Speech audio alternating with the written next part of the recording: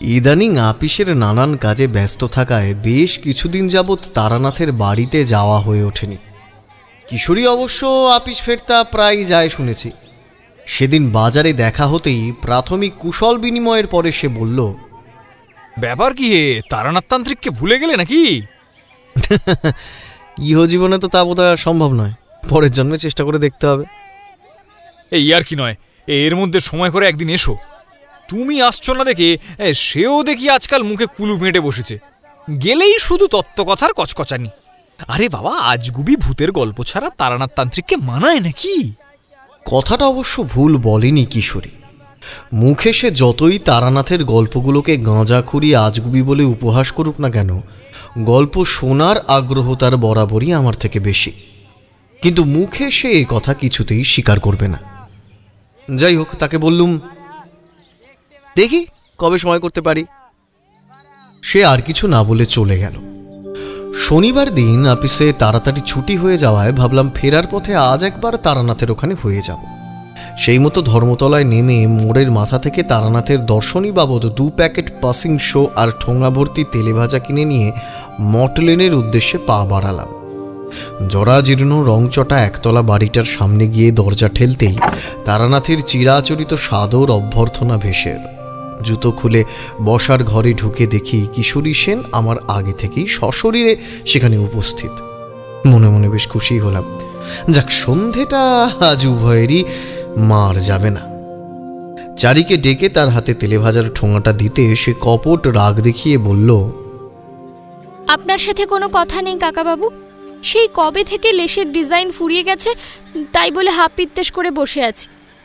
আর আপনার তো কোনো পাত্তাই নেই। আচ্ছা আচ্ছা, আর রাগ করতে হবে না, এই নে বলে ব্যাগের ভেতর থেকে কার্ডবোর্ডের একটি বাক্স বের করে তার হাতে দিলাম। সে যার পর নাই খুশি হয়ে বিনুনি দুলিয়ে ভেতরে চলে গেল চায়ের জোগাড় করতে। যাবার আগে তারানাথের দিকে তাকিয়ে বলে গেল, আজ কিন্তু আমিও গল্প শুনবো, আমি না আসা পর্যন্ত শুরু করবে না। ওফ, আরে গল্প গল্প করে জ্বালিয়ে খেলে দেখছি। আচ্ছা আচ্ছা, সে হবে খুন। এখন তুই যা, তাড়াতাড়ি গিয়ে চা আর মুড়ি নিয়ে আয় দেখি।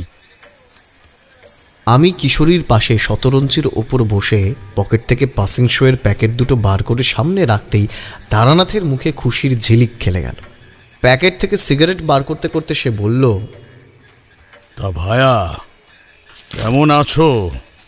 এই অধমকে বুঝি ভুলেই গেছো? হ্যাঁ, কি যে বলেন ঠাকুরমশাই, জিজ্ঞেস করি দেখুন না কিশোরীকে সেদিন বাজারে দেখা হতে বলেছিলাম কিনা। এ জীবনে আর যাই হোক তারানাথ জ্যোতিষীকে বলা সম্ভব নয়। আসলে কটা দিন অফিসের মামলা নিয়ে একটু ঘেঁটেছিলাম আর কি, তাই আসার ফুরসত পাইনি।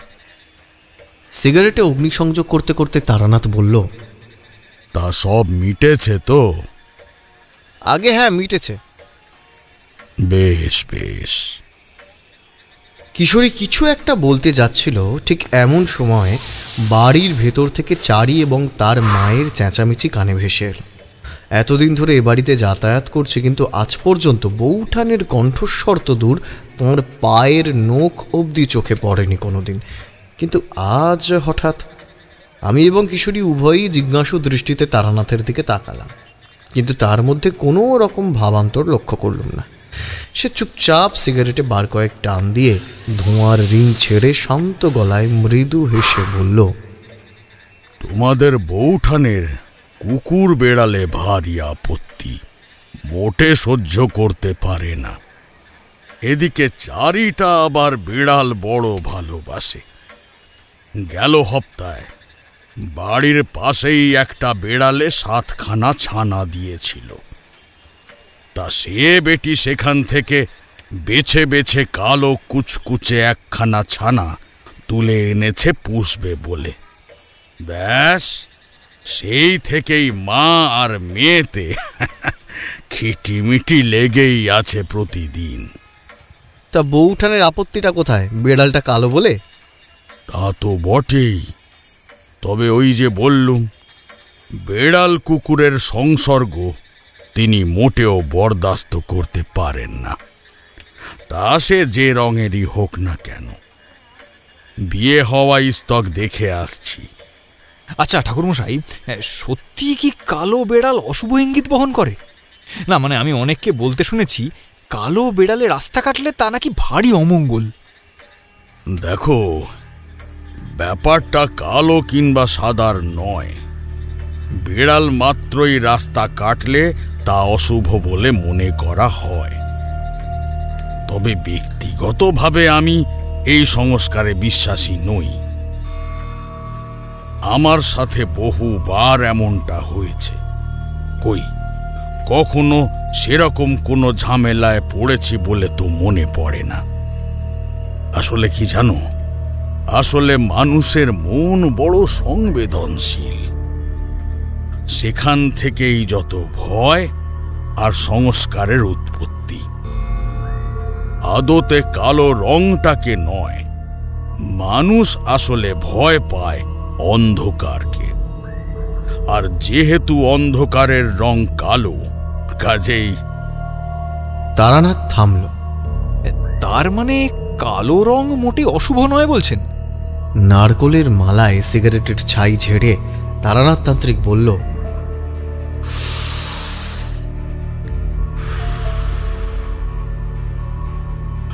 সে কথা আবার আমি কখন বললাম? তবে হ্যাঁ, সব ক্ষেত্রে তা নয়। ঠিক বোধগম্য হলো না ঠাকুরমশাই, যদি একটু ভেঙে বলতেন। দেখো, আপাত ক্ষেত্রে আর 5টা সাধারণ রঙের মতো কালো একটা রং। তবে আমাদের প্রাচীন শাস্ত্রে কিছু কিছু ক্ষেত্রে এই রঙের উপস্থিতিকে হানিকর বলে গণ্য করা হয়, বিশেষ করে যে কোনো শুভ কাজে। কারণটা তো একটু আগেই তোমাদের বলেছি। কালো হলো অন্ধকারের রং, যা অনেক সময় অপশক্তি বা দুষ্ট প্রেতাত্মাকে আকর্ষণ করে। সেই কারণেই যে সমস্ত সাধকরা অপশক্তি বা তন্ত্রের অতি নিম্ন মার্গের সাধনা করে, বিশেষত যারা অঘরী তান্ত্রিক, তাদের কাছে এই কালো রঙের গুরুত্ব অপরিসীম। কখনো যদি কোনো সাধুকে কালো কৌপিন এবং কৃষ্ণ তিলক ধারণ করতে দেখো, তবে চোখ বন্ধ করে জানবে সে অঘরী। এদের থেকে কিন্তু খুব সাবধান। এরা তোমার খারাপ বই ভালো করবে না।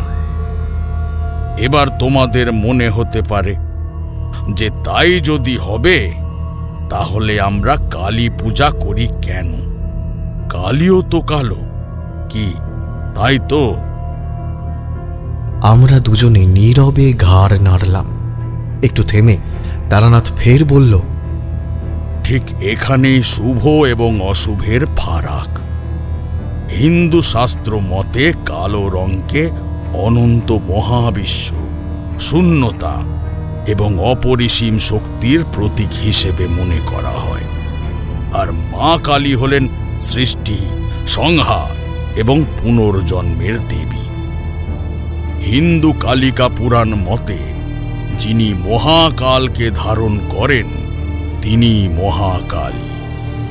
কালো রং যেমন অন্য সমস্ত রঙকে শোষণ করে নেয়, ঠিক তেমনি মহাকাল নিয়ন্ত্রিত এই মহাবিশ্বের যাবতীয় কামনা, বাসনা, ভোগ, লালসা, দুঃখ, কষ্ট, যন্ত্রণা, অজ্ঞানতা এবং পার্থিব মোহমায়ার অন্ধকার থেকে সাধককে বার করে এনে মোক্ষ প্রদান করেন মা কালী।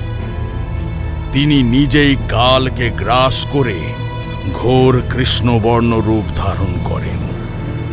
আবার তিনি তাকে নিখিল বিশ্ব সৃজনের হেতু প্রসব করেন। আমরা মন্ত্রমুগ্ধের মতো তারানাথের কথা শুনছিলাম। তার কথা শেষ হতেই চারি চার তেলে ভাজা সহযোগে তেল চপচপ করে মুড়ি মাখা নিয়ে ঘরে ঢুকল, সাথে তার নতুন পোষ্যটি। তারানাথ বিরক্তি ভরে বলল, আহ, ওটাকে আবার এখানে আনতে গেলি কেন? আরে আঁচড়ে টাঁচড়ে দিলে সে আরেক বিপত্তি হয়ে যাবে।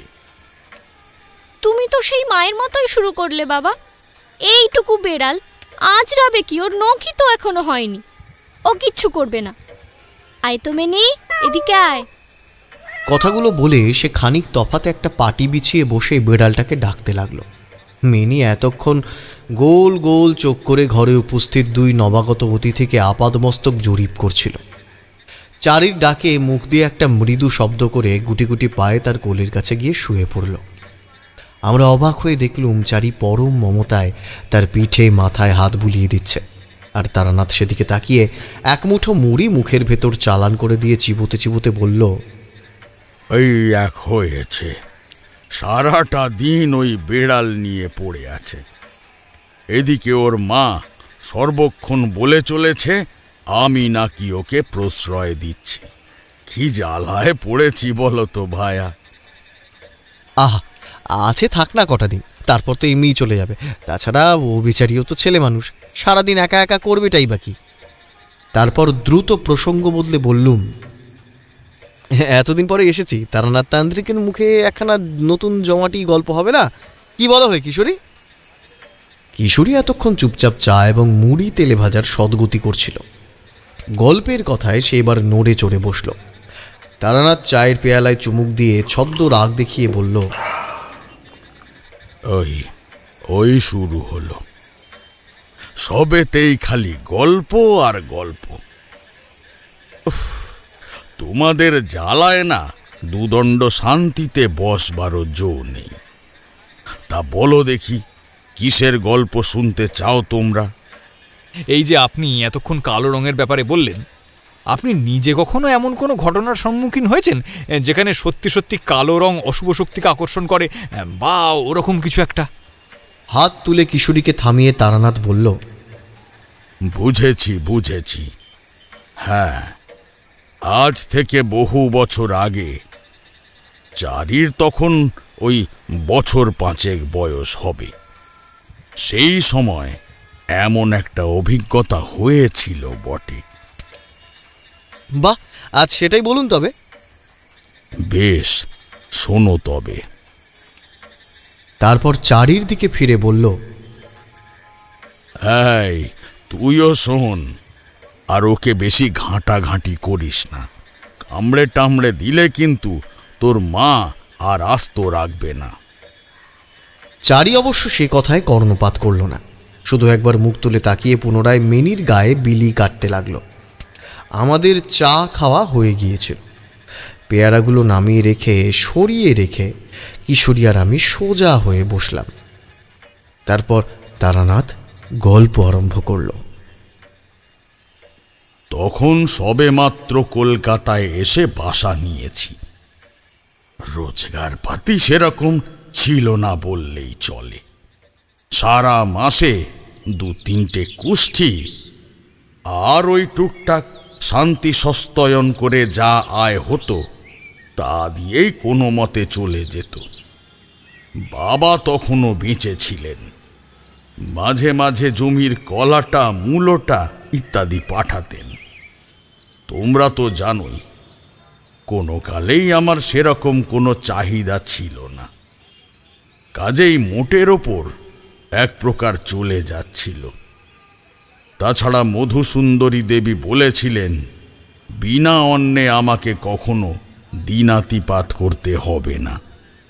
তাই সর্বপ্রকার গার্হস্থ্য চিন্তা থেকে নিজেকে মুক্ত করে নিজের কাজটুকু নিয়েই ডুবে থাকতাম।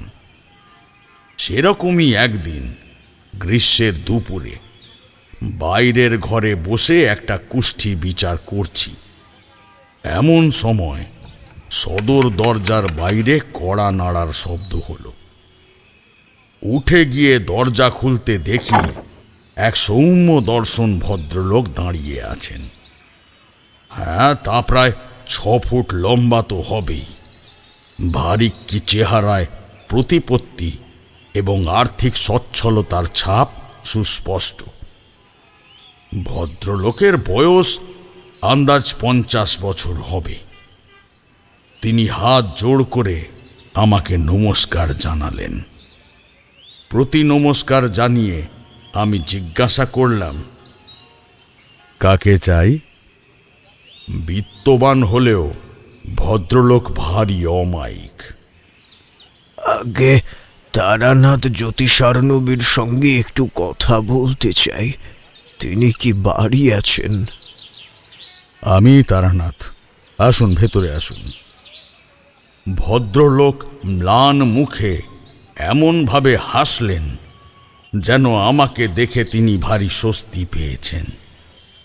বসার ঘরে শতরঞ্চির ওপর তাকে বসতে বলে আমি উল্টো দিকে তার মুখোমুখি বসলাম। ভদ্রলোকের নাম পুণ্যশশী ভট্টাচার্য। দক্ষিণ কলকাতার ভবানীপুরে তাদের 4 পুরুষের বাস। ভদ্রলোক নিজে জমি জমা কেনা বেচার কাজ করেন। এছাড়াও তাদের অন্য পারিবারিক ব্যবসা আছে। তা প্রাথমিক পরিচয় পর্ব শেষ করে ভদ্রলোক আমাকে বললেন, এক বিশেষ কারণে আমি আপনার শরণাপন্ন হয়েছি ঠাকুর মশাই। শুনেছি আপনার অনেক ক্ষমতা, তাই কোনো কিছু না ভেবেই এই ভর দুপুর বেলা আপনার কাছে ছুটে এসেছে। পারলে একমাত্র আপনি পারবেন আমাকে বিপদ থেকে উদ্ধার করতে।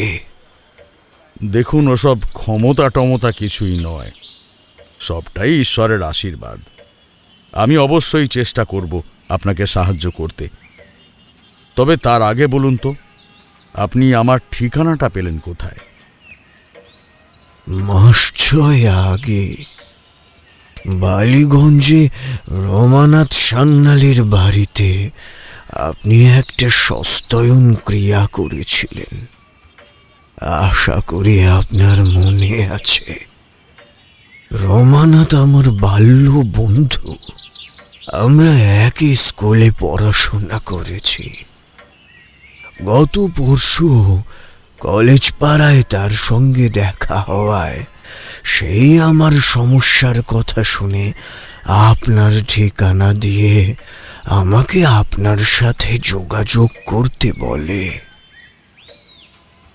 রমানাথ সান্যালের কথা প্রায় ভুলতেই বসেছিলাম। পুণ্যশশীর কথায় মনে পড়ল, আজ থেকে প্রায় 6 মাস আগে বালিগঞ্জের ওই ভদ্রলোক তার বাড়ির কিছু সমস্যা নিয়ে আমার কাছে এসেছিলেন। তার সাথে তার বাড়িতে গিয়ে সব কিছু দেখে শুনে বুঝেছিলাম অতৃপ্ত আত্মার কুদৃষ্টি রয়েছে বাড়ির ওপর। পরের দিনই শান্তি সস্তয়ন ক্রিয়া করে বাড়িটাকে বেঁধে দিয়ে এসেছিলাম, যাতে ভবিষ্যতে আর কখনো কোনো অপদেবতার দৃষ্টি না পড়ে। যাই হোক, পুণ্যশশীকে বললাম, বেশ, এবার বলুন দেখি আপনার সমস্যাখানা। ভদ্রলোক মিনিট 2 কি যেন একটু ভাবলেন। কি বলবেন তা মনে মনে গুছিয়ে নিলেন বোধহয়। তারপর নীরবতা ভঙ্গ করে উনি বলতে শুরু করলেন, আগে সমস্যাটা আমার ব্যবসা সংক্রান্ত। বলতে পারেন এক প্রকার নিজের ভুলে আজ আমার এই দুর্দশা। আপনাকে তো আগেই বললাম যে পারিবারিক ব্যবসার পাশাপাশি আমি জমি বাড়ি বেচা কেনার একটা কারবার করি।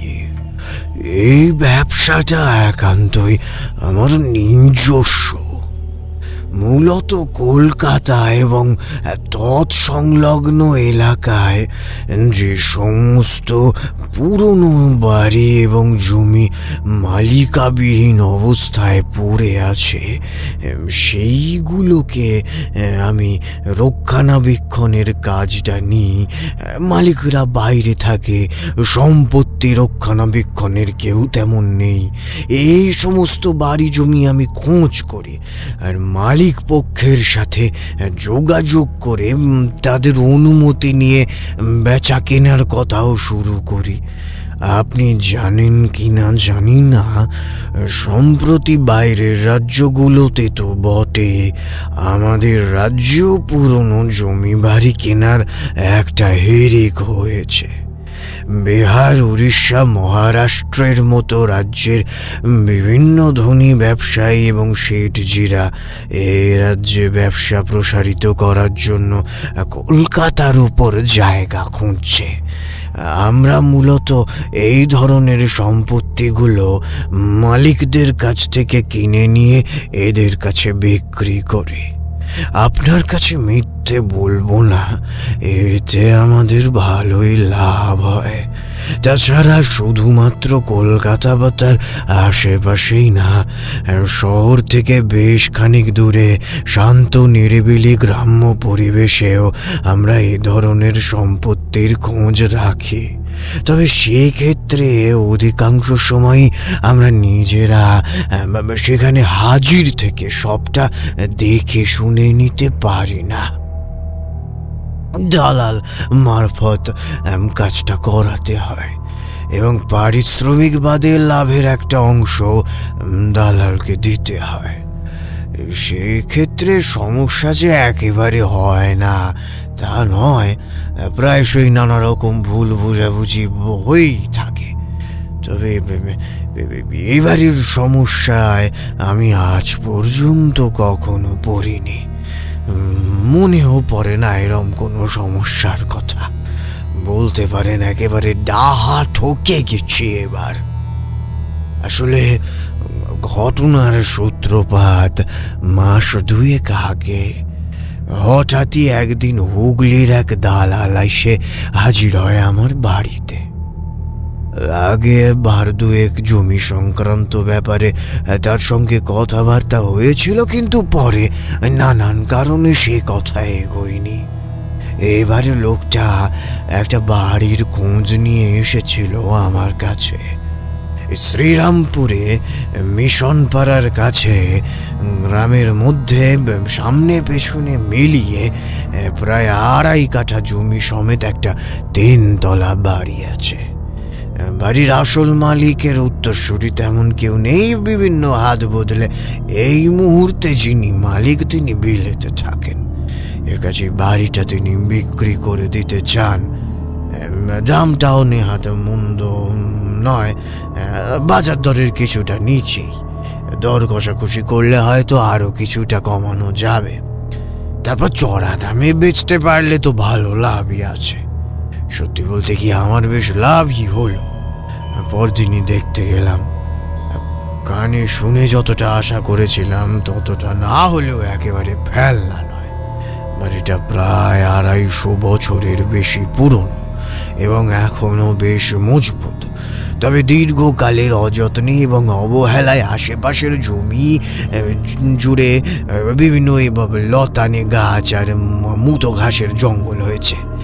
বাড়িটারও জায়গায় জায়গায় পলিস্তরা খসে পড়ে ইট বেরিয়ে গেছে, তবে সেটুকু মেরামত করে নেওয়াই যায়। সে আর এমন কি কথা। সবচেয়ে যেটা অদ্ভুত সেটা হলো বাড়িটার রং। কোনো বাড়ির যে ওই রকম রং হতে পারে তা আমার কল্পনার বাইরে। আমি এতক্ষণ চুপচাপ পুণ্যশশীর কথা শুনছিলাম। এবার বেশ অবাক হয়ে জিজ্ঞাসা করলাম, রং? আগে হ্যাঁ, বাড়িটার ভেতর বাইরে সব আবলুস কাঠের মতো কুচকুচে কালো। এমনকি দরজা জানলারও সেই একই হাল। আমি অবাক হয়ে ভদ্রলোকের দিকে তাকিয়ে রইলাম। বাড়ির রং কখনো কালো হয়? এ শুধু অদ্ভুতই নয়, অত্যাশ্চর্য ব্যাপারও বটে। এক অদ্ভুত দোটানার মধ্যে পড়েছিলাম আমি। বারবার মনে হচ্ছিল কোনো ভুল হচ্ছে না তো। কালো রং শুনেছি খুব একটা শুভ নয়, কিন্তু পরক্ষণেই আবার মনে হলো তাতে কি, কেনার পর নতুন রং করিয়ে নিলেই তো হবে। কতইবার খরচা হবে। এখন মনে হয় তখন যদি লোভ না করে নিজের মনের কথাই শুনতাম তাহলে হয়তো আজ আর। যাকে সে কথা, যে দালাল আমাকে ওখানে নিয়ে গিয়েছিল তার নাম খগেন মিত্তির। আমি খগেনকে রঙের ব্যাপারটা জিজ্ঞাসা করাতে সে বলল 1800 শতকের একেবারে গোড়ার দিকে ওই বাড়ি যার মালিকানাধীন ছিল তিনি নাকি বেজায় খেয়ালি মানুষ ছিলেন। অবশ্য খেয়ালি না বলে সংস্কার মুক্ত বলাটাই ভালো। শুনেছে নাকি ভদ্রলোক সেকালে নিজের একমাত্র সতী হতে যাওয়া মেয়েকে জামাইয়ের চিতা থেকে তুলে এনে কেরি সাহেবের মিশনে রেখেছিলেন। এই বাড়ির রঙও নাকি তিনিই করিয়েছিলেন, তবে কারণটা নাকি অজানা। এই পর্যন্ত বলে পুণ্যশশী থামলেন। আমি বললাম, সে তো না হয় বুঝলাম, কিন্তু এখানে আপনার সমস্যাটা কোথায়? মানে শুধুমাত্র কালো রংটা নিশ্চয়ই আপনার সমস্যার কারণ নয়। ভদ্রলোক মাথা নেড়ে সম্মতি জানিয়ে বললেন, হ্যাঁ, আগে বলছি এক গ্লাস জল হবে একটু? হ্যাঁ বিলক্ষণ, একটু বসুন, আমি নিয়ে আসছি। আমি বাড়ির ভেতরে গিয়ে 2টো বাতাসা আর একটা গিলাস জল এনে ভদ্রলোককে দিলাম। জল বাতাসা খেয়ে রুমালে মুখ মুছে পুণ্যশশী বললেন, খগেন মিত্তিরের সাথে দর করে বাড়ির দামটা কিছুটা কমানো গেল। দলিলপত্র সব খগেনের তৈরিই ছিল। পরদিনই বাড়ি এসে শৈশাবোধ করিয়ে দিয়ে টাকা পয়সা বুঝে নিল সে। আগেই বলেছি, বাড়ি বিক্রির লাভের একটা অংশ দালালকে দিতে হয় আমাদের, কিন্তু এক্ষেত্রে দেখলাম খগেন মিত্তিরের সেদিকে বিশেষ ভ্রুক্ষেপ নেই। যাবার আগে শুধু বলে গেল পরে এসে খোঁজ নিয়ে যাবে বাড়ি বিক্রি হলো কিনা। যাই হোক, দিন 10-12 পরে আমার মাস্তুতো ভাই ত্রিদীপ এলো আমার সাথে দেখা করতে। সম্প্রতি সে উত্তরবঙ্গ থেকে বদলি হয়ে কোন্নগর স্টেশনের স্টেশন মাস্টার হয়ে এসেছে। শ্রীরামপুরের মিশন পাড়ায় ও শ্বশুর বাড়ি। কোথায় কোথায় ওকে বাড়িটার ব্যাপারে বলতে সে আমাকে যা বলল আমি তো শুনে রীতিমতো তাজ্জব হয়ে গেলাম। বাড়িটা নাকি আনা বাড়ি, রাতের বেলা তো বটেই, এমনকি দিনের বেলাতেও নাকি লোকজন অধিককার পথ মারাতে সাহস পায় না। মাঝে মধ্যেই নাকি রাতের বেলা ওই বাড়ি থেকে নানান রকম শব্দ ভেসে আসে। পুণ্যশশীকে মাঝপথে থামিয়ে আমি জিজ্ঞেস করলাম, বলছি কিরকম শব্দ তা কিছু বলেছে আপনার ভাই? অনেক লোকজন সমবেত হয়ে চিৎকার করলে যেমন আওয়াজ হয় সেই রকম। আচ্ছা বেশ, তারপর? সেদিন আর এই ব্যাপারে বিশেষ কিছু কথা হয়নি। তাছাড়া আমারও মন মেজাজ ভালো ছিল না। দিন কয়েক পরে কোন নগর থেকে ত্রিদীপের তার এলো। সে জানিয়েছে যে তার শ্যালকদের কাছ থেকে সে খোঁজ নিয়ে জেনেছে বাড়িটা আদরে খগেন মিত্তিরের নিজেরই। বেনামে জাল কাগজ বানিয়ে বাড়িটা সে আমাকে গুছিয়ে দিয়ে গেছে। এর আগেও নাকি বহুবার সে বাড়ি বেচার চেষ্টা করেছিল, কিন্তু শেষ মুহূর্তে গিয়ে বিষয়টা খদ্দেরের কাছে প্রকাশ হয়ে যাওয়ায় তা আর হয়ে ওঠেনি। আচ্ছা, আপনি পরে আর খগেন মিত্তিরের সঙ্গে যোগাযোগ করার চেষ্টা করেননি? করিনি। আবার সুতানুটি বাজারের পাশের যে গলিতে সে ভাড়া থাকতো সেখানে লোক পাঠিয়েছিলাম। বাড়িওয়ালা জানায় টাকা পাওয়ার পরদিনই সে ঘর ছেড়ে দিয়ে চলে গেছে। কোথায় গেছে তা সে জানে না। এর বেশ কিছুদিন পরই গত পরশু রমানাথের সাথে দেখা। সত্যি বলতে এইসব অশান্তিতে এতটাই ঘেঁটেছিলাম যে আমি তাকে লক্ষ্যই করিনি। সেই ডেকে কথা বলল। তার কাছে সব বলাতে সে আপনার ঠিকানাটা দিয়ে আমাকে যোগাযোগ করতে বলল। এখন আপনি আমার শেষ ভরসা ঠাকুরমশাই। একটি বার যদি কষ্ট করে আপনি আমার সাথে শ্রীরামপুরে যান তাহলে বড় ভালো হয়। প্রণামী নিয়ে আপনাকে কোনো চিন্তা করতে হবে না, যা লাগে আমি দেব। আপনি শুধু এই বিপদ থেকে আমাকে রক্ষা করুন। ব্যবসার টাকা এভাবে জলে চলে যাবে এ আমি কিছুতেই মানতে পারছি না। এখনই এত ভেঙে পড়বেন না ভট্টাচ মশাই। দেখুন, ঈশ্বর হচ্ছেন মঙ্গলময়, তিনিই সব ঠিক করে দেবেন। আর তাছাড়া যতটুকু শুনলাম তাতে মনে হচ্ছে যদি সত্যিই কোনো অশরীরী আত্মা ওই বাড়িতে থেকেও থাকে সে খুব একটা ক্ষতিকর নয়। হ্যাঁ, কোনো কারণে হয়তো সে বন্দী হয়ে আছে ওই বাড়িতে। তাকে মুক্তি দিতে পারলেই আশা করি সব ঠিক হয়ে যাবে।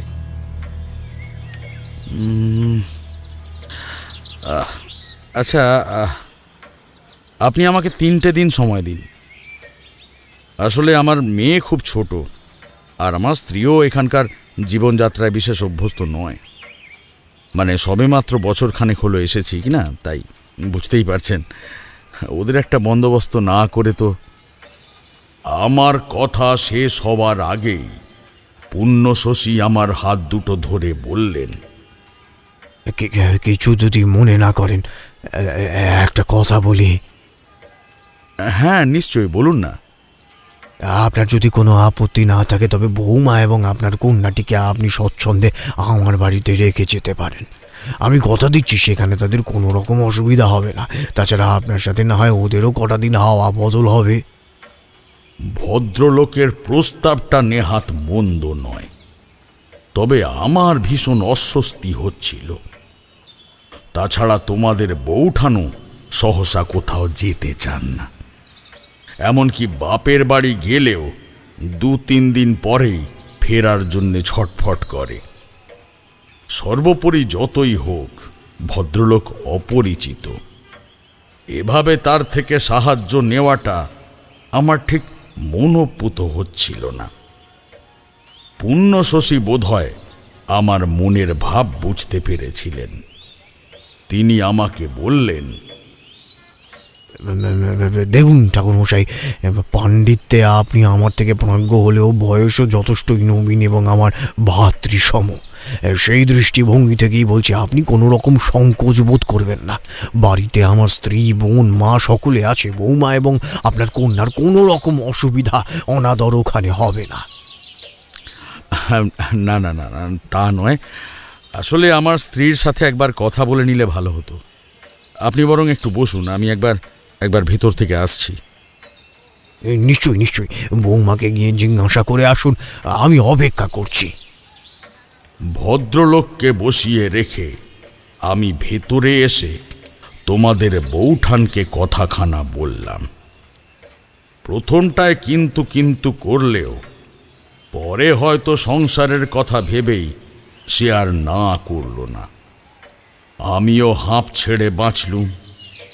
আমাকে আর আলাদা করে কোনো ব্যবস্থা করতে হলো না। আর ব্যবস্থা বলতে তো হয় দুজনকে দেশের বাড়িতে রেখে আসা, নয়তো চিঠি পাঠিয়ে কাউকে এখানেই ডেকে আনা। 3 দিনের মধ্যে দুটোর কোনোটাই সম্ভব হতো না। কাজেই এই বেশ ভালো হলো। ভদ্রলোককে সে কথা জানাতে তিনি ভারী আনন্দিত হলেন। ঠিক হলো, সব গোছ গাছ সেরে পরশুদিন বিকেলে আমরা রওনা দেব। দুপুরে তোমাদের বৌঠান এবং চারিকে ভবানীপুরে পৌঁছে দিয়ে সেখানে দুপুরের খাওয়া দাওয়া সেরে আমি এবং পুণ্যশশী বাবু শ্রীরামপুরের উদ্দেশ্যে যাত্রা করব।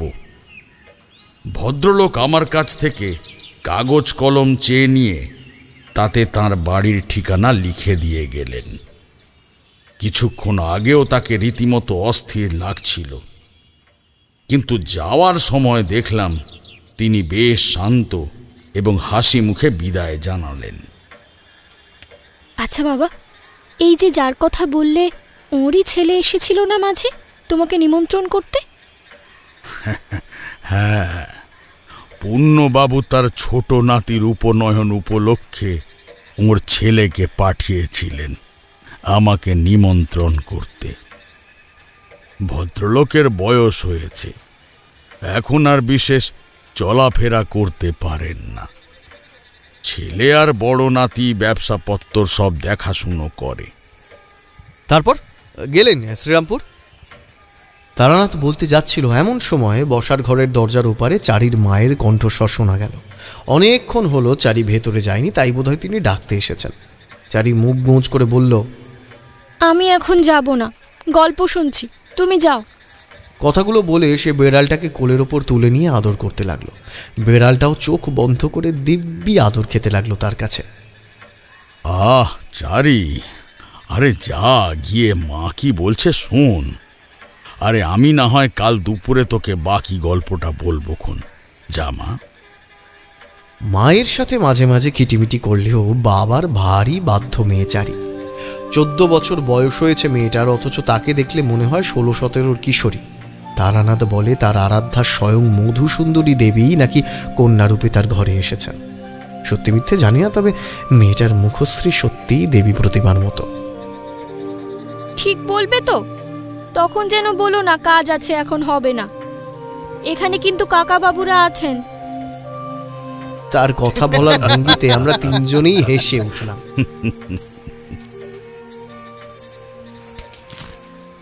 চারি চলে যেতেই তারানাথ সিগারেট ধরাল। মেয়ের সামনে পারতপক্ষে সে ধূমপান করে না। পরপর কয়েকটা টান দিয়ে মুখ দিয়ে এক রাশ ধোঁয়া ছেড়ে সে আবার বলতে শুরু করলো। নির্দিষ্ট দিনে সব গোছগাছ করে চারি আর তার মাকে ভবানীপুরে পুণ্য শশীবাবুর বাড়িতে রেখে দুপুরের খাওয়া দাওয়া সেরে আমরা দুজন বেরিয়ে পড়লাম শ্রীরামপুরের উদ্দেশ্যে। ভবানীপুর থেকে বাসে করে আমরা যখন হাওড়া স্টেশনে এসে পৌঁছালাম, বড় ঘড়িটায় তখন 3:15। টিকিট কাউন্টার থেকে 2টো টিকিট কেটে এনে পুণ্য শশী জানালেন ঠিক 15 মিনিট পর একটা ব্যান্ডেল লোকাল আছে, ওটা ধরতে পারলে বিকেলের আগেই শ্রীরামপুরে পৌঁছানো যাবে। তা বললুম, হ্যাঁ তা বেশ তো, কিন্তু আপনার ভাই কি করবেন? উনি কি জানেন আমরা এই ট্রেনে আসছি? ত্রিদীপ আমাদের আগেই শ্রীরামপুর পৌঁছে যাবে, ও প্ল্যাটফর্মেই আমাদের জন্য অপেক্ষা করবে। এখানে একটা কথা তোমাদের বলতে ভুলে গেছি, শ্রীরামপুরে আমাদের থাকবার ব্যবস্থা করা হয়েছিল পুণ্য শশীবাবুর মাস্তুতো ভাই ত্রিদীপের শ্বশুর বাড়িতে। এখনকার মতো তখন অত হোটেল টোটেল ছিল না। তাছাড়া পুণ্য শশী যে বাড়িখানা কিনেছেন তা মিশন পাড়ার বেশ ভেতরে গ্রামের মধ্যে, কাজেই আস্তানা গাড়ার জন্য কাছে পিঠে ওই একটা জায়গাই ছিল। আমি অবশ্য স্টেশনে নেমে পুণ্য শশীবাবু এবং তার ভাইকে বলেছিলাম ওই ভুতুড়ে বাড়িতে থাকার কথা। ওরা না থাকুন, অন্তত আমি একটা রাত কাটিয়ে দেখি সত্যি কিছু আছে নাকি সবটাই ভ্রান্ত ধারণা। কিন্তু দুজনের কেউই আমার প্রস্তাবে রাজি হলেন না। আজ সারাদিন তো অনেক ধকল গেছে ঠাকুরমশাই, আজকের দিনটুকু একটু বিশ্রাম নিয়ে নিন। যা যা করণীয় তা না হয় কাল থেকেই শুরু করবেন। প্রয়োজনে আমরাও আপনার সাথে ওই হানাবাড়িতে রাত কাটাবো, অসুবিধে নেই। আমি আর দ্বিরুক্তি করলাম না। সত্যি সারা দিনের ক্লান্তিতে শরীরটা যেন ছেড়ে দিয়েছিল। কাজেই চুপচাপ তাদের প্রস্তাবে রাজি হয়ে গেলাম। ত্রিদীপের শ্বশুর বাড়ি মিশন পাড়া থেকে বেশ খানিকটা ভেতরে। গরুর গাড়িতে করে যেতে প্রায় 20 মিনিট মতো সময় লাগলো আমাদের। যেতে যেতে আমি জিজ্ঞেস করলাম, খগেন মিত্রের ওই বাড়িটা এখান থেকে কত দূর? এই সময় গরুর গাড়িটা একটা তেমাথার মোড়ে এসে বাঁদিকে বাঁক নিল। আমার প্রশ্নের উত্তরে ত্রিদীপ বাঁকের মুখের সোজা রাস্তাটা দেখিয়ে বলল, ওই যে রাস্তাটা দেখছেন সোজা সুজি গ্রামের ভেতরে ঢুকে গেছে, ওটা ধরে মিনিট 10 গেলে ডান দিকেই রূপমঞ্জিল। রূপমঞ্জিল? আগে হ্যাঁ, শুনেছি নাকি যিনি বাড়িটা তৈরি করিয়েছিলেন তিনি নাকি ভারী শৌখিন মানুষ ছিলেন। ফরাসি কায়দায় বাড়ির নাম রেখেছিলেন মায়াসন দে লা বুয়োটে। হ্যাঁ, সেখান থেকেই পরে বঙ্গানুবাদ করে রূপমঞ্জিল নামটা রাখা হয়েছে। ইস্ট ইন্ডিয়া কোম্পানির অনেক বড় বড় অফিসার নাকি ওই স্বয়ং বড়লাট তিনিও নাকি এসেছেন ওই বাড়িতে। বাবা, তাহলে তো শুধু টাকার অঙ্কেই নয়, বাড়িটার ঐতিহাসিক গুরুত্বও অপরিসীম। হ্যাঁ হ্যাঁ, তা তো বটেই, তা তো বটেই। 1600 শতকের মাঝামাঝি সময় ফরাসিরা প্রথম ভারতে উপনিবেশ করে। তারপর 1600 শতকের একেবারে শেষের দিকে সম্ভবত 1696 নাগাদ ওই হুগলির চন্দননগরে তারা উপনিবেশ স্থাপন করে। তার কিছু পরে পরেই 1715-তে এই রূপমঞ্জিল তৈরি হয়।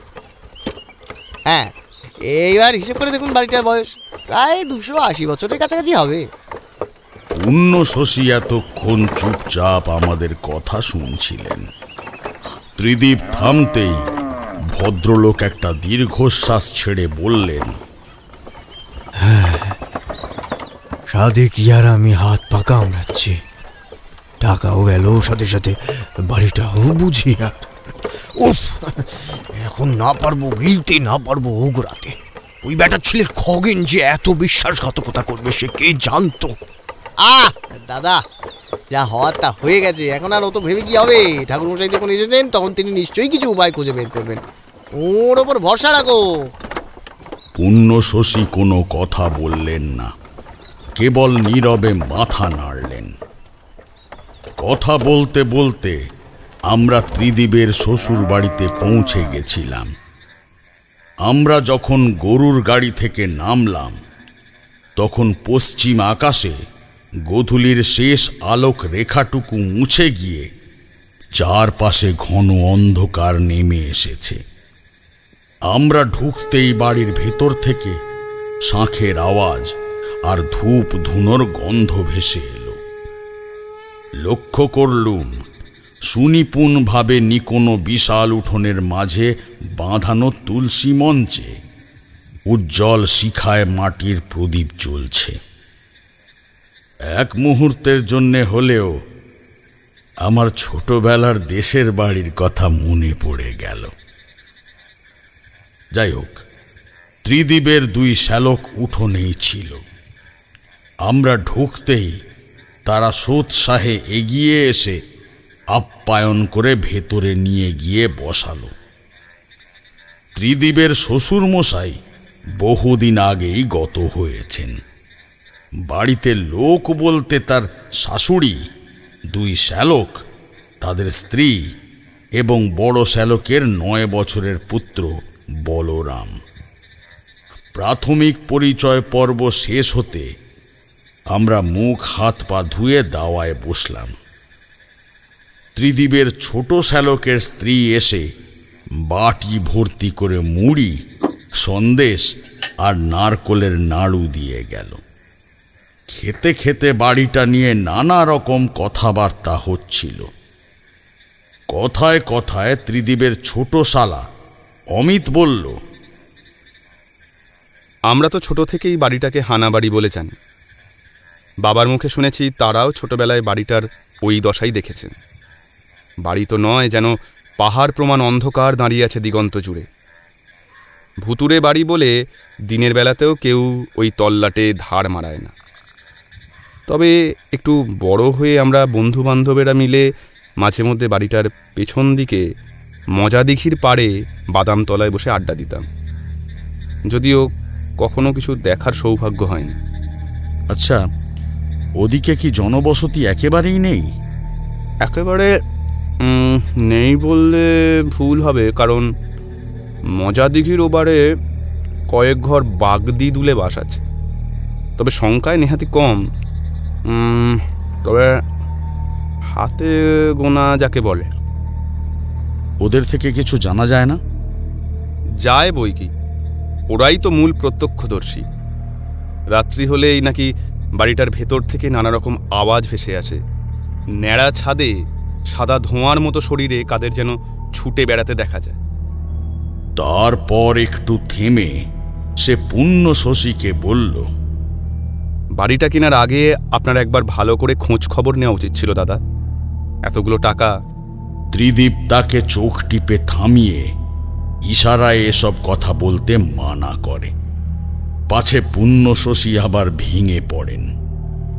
তিনি অবশ্য কোনো কথা বললেন না, চুপচাপ মাথা নিচু করে বসে মুড়ি সন্দেশ চিবোতে লাগলেন। আমি দ্রুত প্রসঙ্গ বদলানোর জন্যে বললাম, আচ্ছা, ঠিক কি ধরনের আওয়াজ শোনা যায়? কিছু বলেছে ওরা? সঠিক বলতে পারবো না, আসলে বহুকাল ওদিকে যাতায়াত নেই তো। তবে শুনেছিলাম রাতের বেলায় বাড়িটার ভেতর থেকে মেয়েলি গলায় চিৎকার, কান্নার শব্দ ভেসে আসে। তবে এ কথা কতটা বিশ্বাসযোগ্য সে ব্যাপারেও আমার যথেষ্ট সন্দেহ আছে, কারণ নেশার ঘোরে মানুষ অনেক কিছু শুনতে পায় আর দেখেও। আর যারা এগুলো দেখেছে বা শুনেছে বলে দাবি করে, তারা নিজেরাই রাতের বেলায় নিজেদের পায়ে ঠিক করে দাঁড়াতে পারে না। কাজেই সত্যি মিথ্যের একটা দ্বন্দ্ব থেকেই যায়। ত্রিদীপের বড় শ্যালক অজিত এতক্ষণ চুপ করে আমাদের কথা শুনছিল। গাঁয়ের প্রাইমারি স্কুলে পড়ায় সে। শিক্ষক বলেই হয়তো সে স্বভাবে খানিক নমনীয় এবং ধৈর্যশীল, কথাবার্তাও ভারী মার্জিত। অমিত থামতে সে বলল, যত নষ্টের মূল ওই কালো রংটা। জমিদারের যে কি খেয়াল চাপলো তা ভগবানই জানে, নয়তো যেচে পড়ে বাড়িতে কেউ কালো রং করে। অমিত সহাস্যে দাদার কথা উড়িয়ে দিয়ে বলল, ধুর, বাদ দাও তো, ওসব খেয়াল টেয়াল সব বাজে কথা। সিধু যেটা তো বলেন, জমিদারের নাকি হঠাৎই কালো জাদুর প্রতি ঝোঁক চেপেছিল। কামাখ্যায় গিয়ে কোন এক অঘরী সাধুর কাছে নাকি দীক্ষাও নিয়েছিলেন। তারপরই ফিরে এসে হুকুম দিলেন গোটা বাড়ি কালো রঙে ঠেকে দিতে হবে। ব্যাস। আমরা দাওয়ায় যেখানে বসে গল্প করছিলাম তার থেকে হাত পাঁচেক দূরে একটা ঘরের মধ্যে থেকে এক বৃদ্ধ মহিলা বেরিয়ে এলেন। আমরা আশাইস্তক একে একবারও দেখিনি।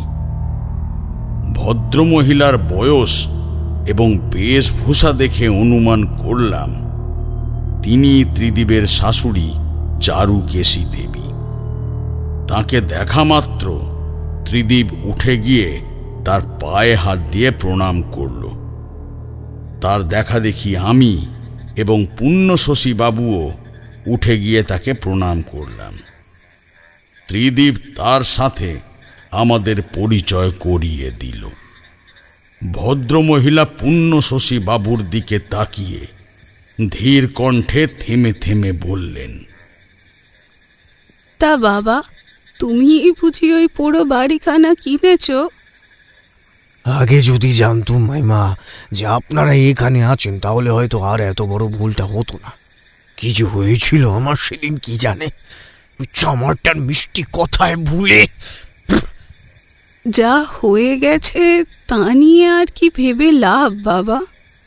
ঈশ্বর যা কিছু করেন তা মঙ্গলের জন্যই করেন।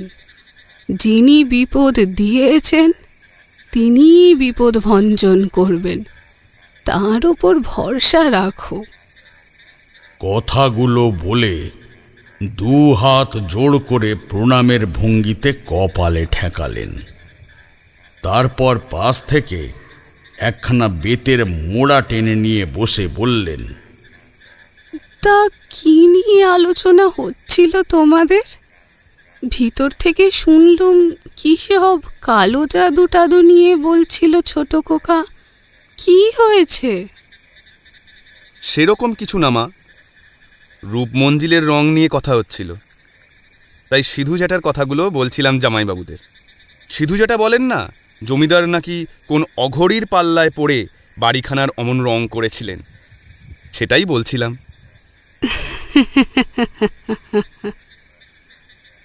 আমার কেন জানি না মনে হলো ভদ্রমহিলা অনেক কিছু জানেন বাড়িটার ব্যাপারে। আমার ধারণা পরক্ষণেই সত্যি প্রমাণিত হলো। যদিও আমার বলা উচিত নয়, কারণ সিধুবাবু আমার বয়োজ্যেষ্ঠ, তবুও বলবো, আসল সত্যিটা না জেনেই উনি মূর্খের মতো মন্তব্য করেছেন। আর তোমরা শিক্ষিত হয়েও সেটাকেই সত্যি বলে ভেবে নিয়েছ। আমরা তো বটেই। লক্ষ্য করলুম অজিত এবং অমিত বেশ অবাক হলো তাঁর কথায়। তাতেই তিনি যা বলবেন তাই ঠিক। আচ্ছা, তোমরা একটা কথা বলো তো আমায়, যে লোক সেকালের ব্রাহ্মণ সমাজের তোয়াক্কা না করে নিজের সতী হতে যাওয়া কিশোরী মেয়েকে চিতা থেকে তুলে কেরি সাহেবের মিশনে রাখতে পারেন, সে কি কখনো কালো জাদুর মতো এ ধরনের কুসংস্কারকে প্রশ্রয় দেবেন? ভদ্রমহিলার কথায় যুক্তি ছিল। সত্যি এমন একজন মানুষের এহেন খামখেয়ালি আচরণ মোটেই স্বাভাবিক নয়। কিন্তু বাড়ির রং পরিবর্তনের নেপথ্যে আসল উদ্দেশ্যটা কি আমরা কেউই কোনো উত্তর দিতে পারলাম না। শেষে অজিত নীরবতা ভেঙে বলল, একথা ঠিক যে জমিদার নরনারায়ণ চৌধুরী নিজের মেয়েকে স্বামীর চিতা থেকেও তুলে এনে কেরি সাহেবের মিশন রেখেছিলেন। বাবার মুখে শুনেছি লুই পোলিউম নামের একটা ফরাসি সাহেব নাকি এ কাজে তাকে সাহায্য করেছিলেন। কিন্তু তাহলে বাড়িটার রংটা কেন বদলেছিলেন ভদ্রলোক? শুনেছিলাম কালো রং করার পরপরই গোটা বাড়িতে একবার আগুন লেগে গিয়েছিল। তারপর থেকে এই বাড়িটা ধীরে ধীরে পোড়ো বাড়িতে পরিণত হয়। এমনকি জমিদারেরও আর কোনো খোঁজই পাওয়া যায়নি। এসব কথা তোমাদের ঠাকুরমার থেকেই শোনা, তবে তিনি কাউকে বলতে নিষেধ করেছিলেন, তাই এতকাল কিছু বলিনি। কিন্তু আজ যখন শুনলাম তোমরা এই নিয়ে আলোচনা করছো, তখন মনে হলো সত্যিটা তোমাদেরও জানা প্রয়োজন, বিশেষ করে ঠাকুর মশাইয়ের। তাহলে হয়তো ওর কিছুটা সুবিধা হলেও হতে পারে। আমরা সকলে অবাক হয়ে তার দিকে তাকিয়ে রইলাম। সিধুবাবু আসল সত্যিটা জানেন না ঠিকই, তবে তিনি একেবারে মিথ্যে কথাও বলেননি। সত্যিই একজন দীর্ঘদেহী কালো কৌপিন পরা অঘরী সাধু মাঝে মধ্যেই আসতেন জমিদার বাড়িতে, এবং তাঁর কথাতেই নরনারায়ণ চৌধুরী রূপমঞ্জিলের রং বদলে কালো করে দেন। তার পেছনে অবশ্য যথেষ্ট কারণ ছিল।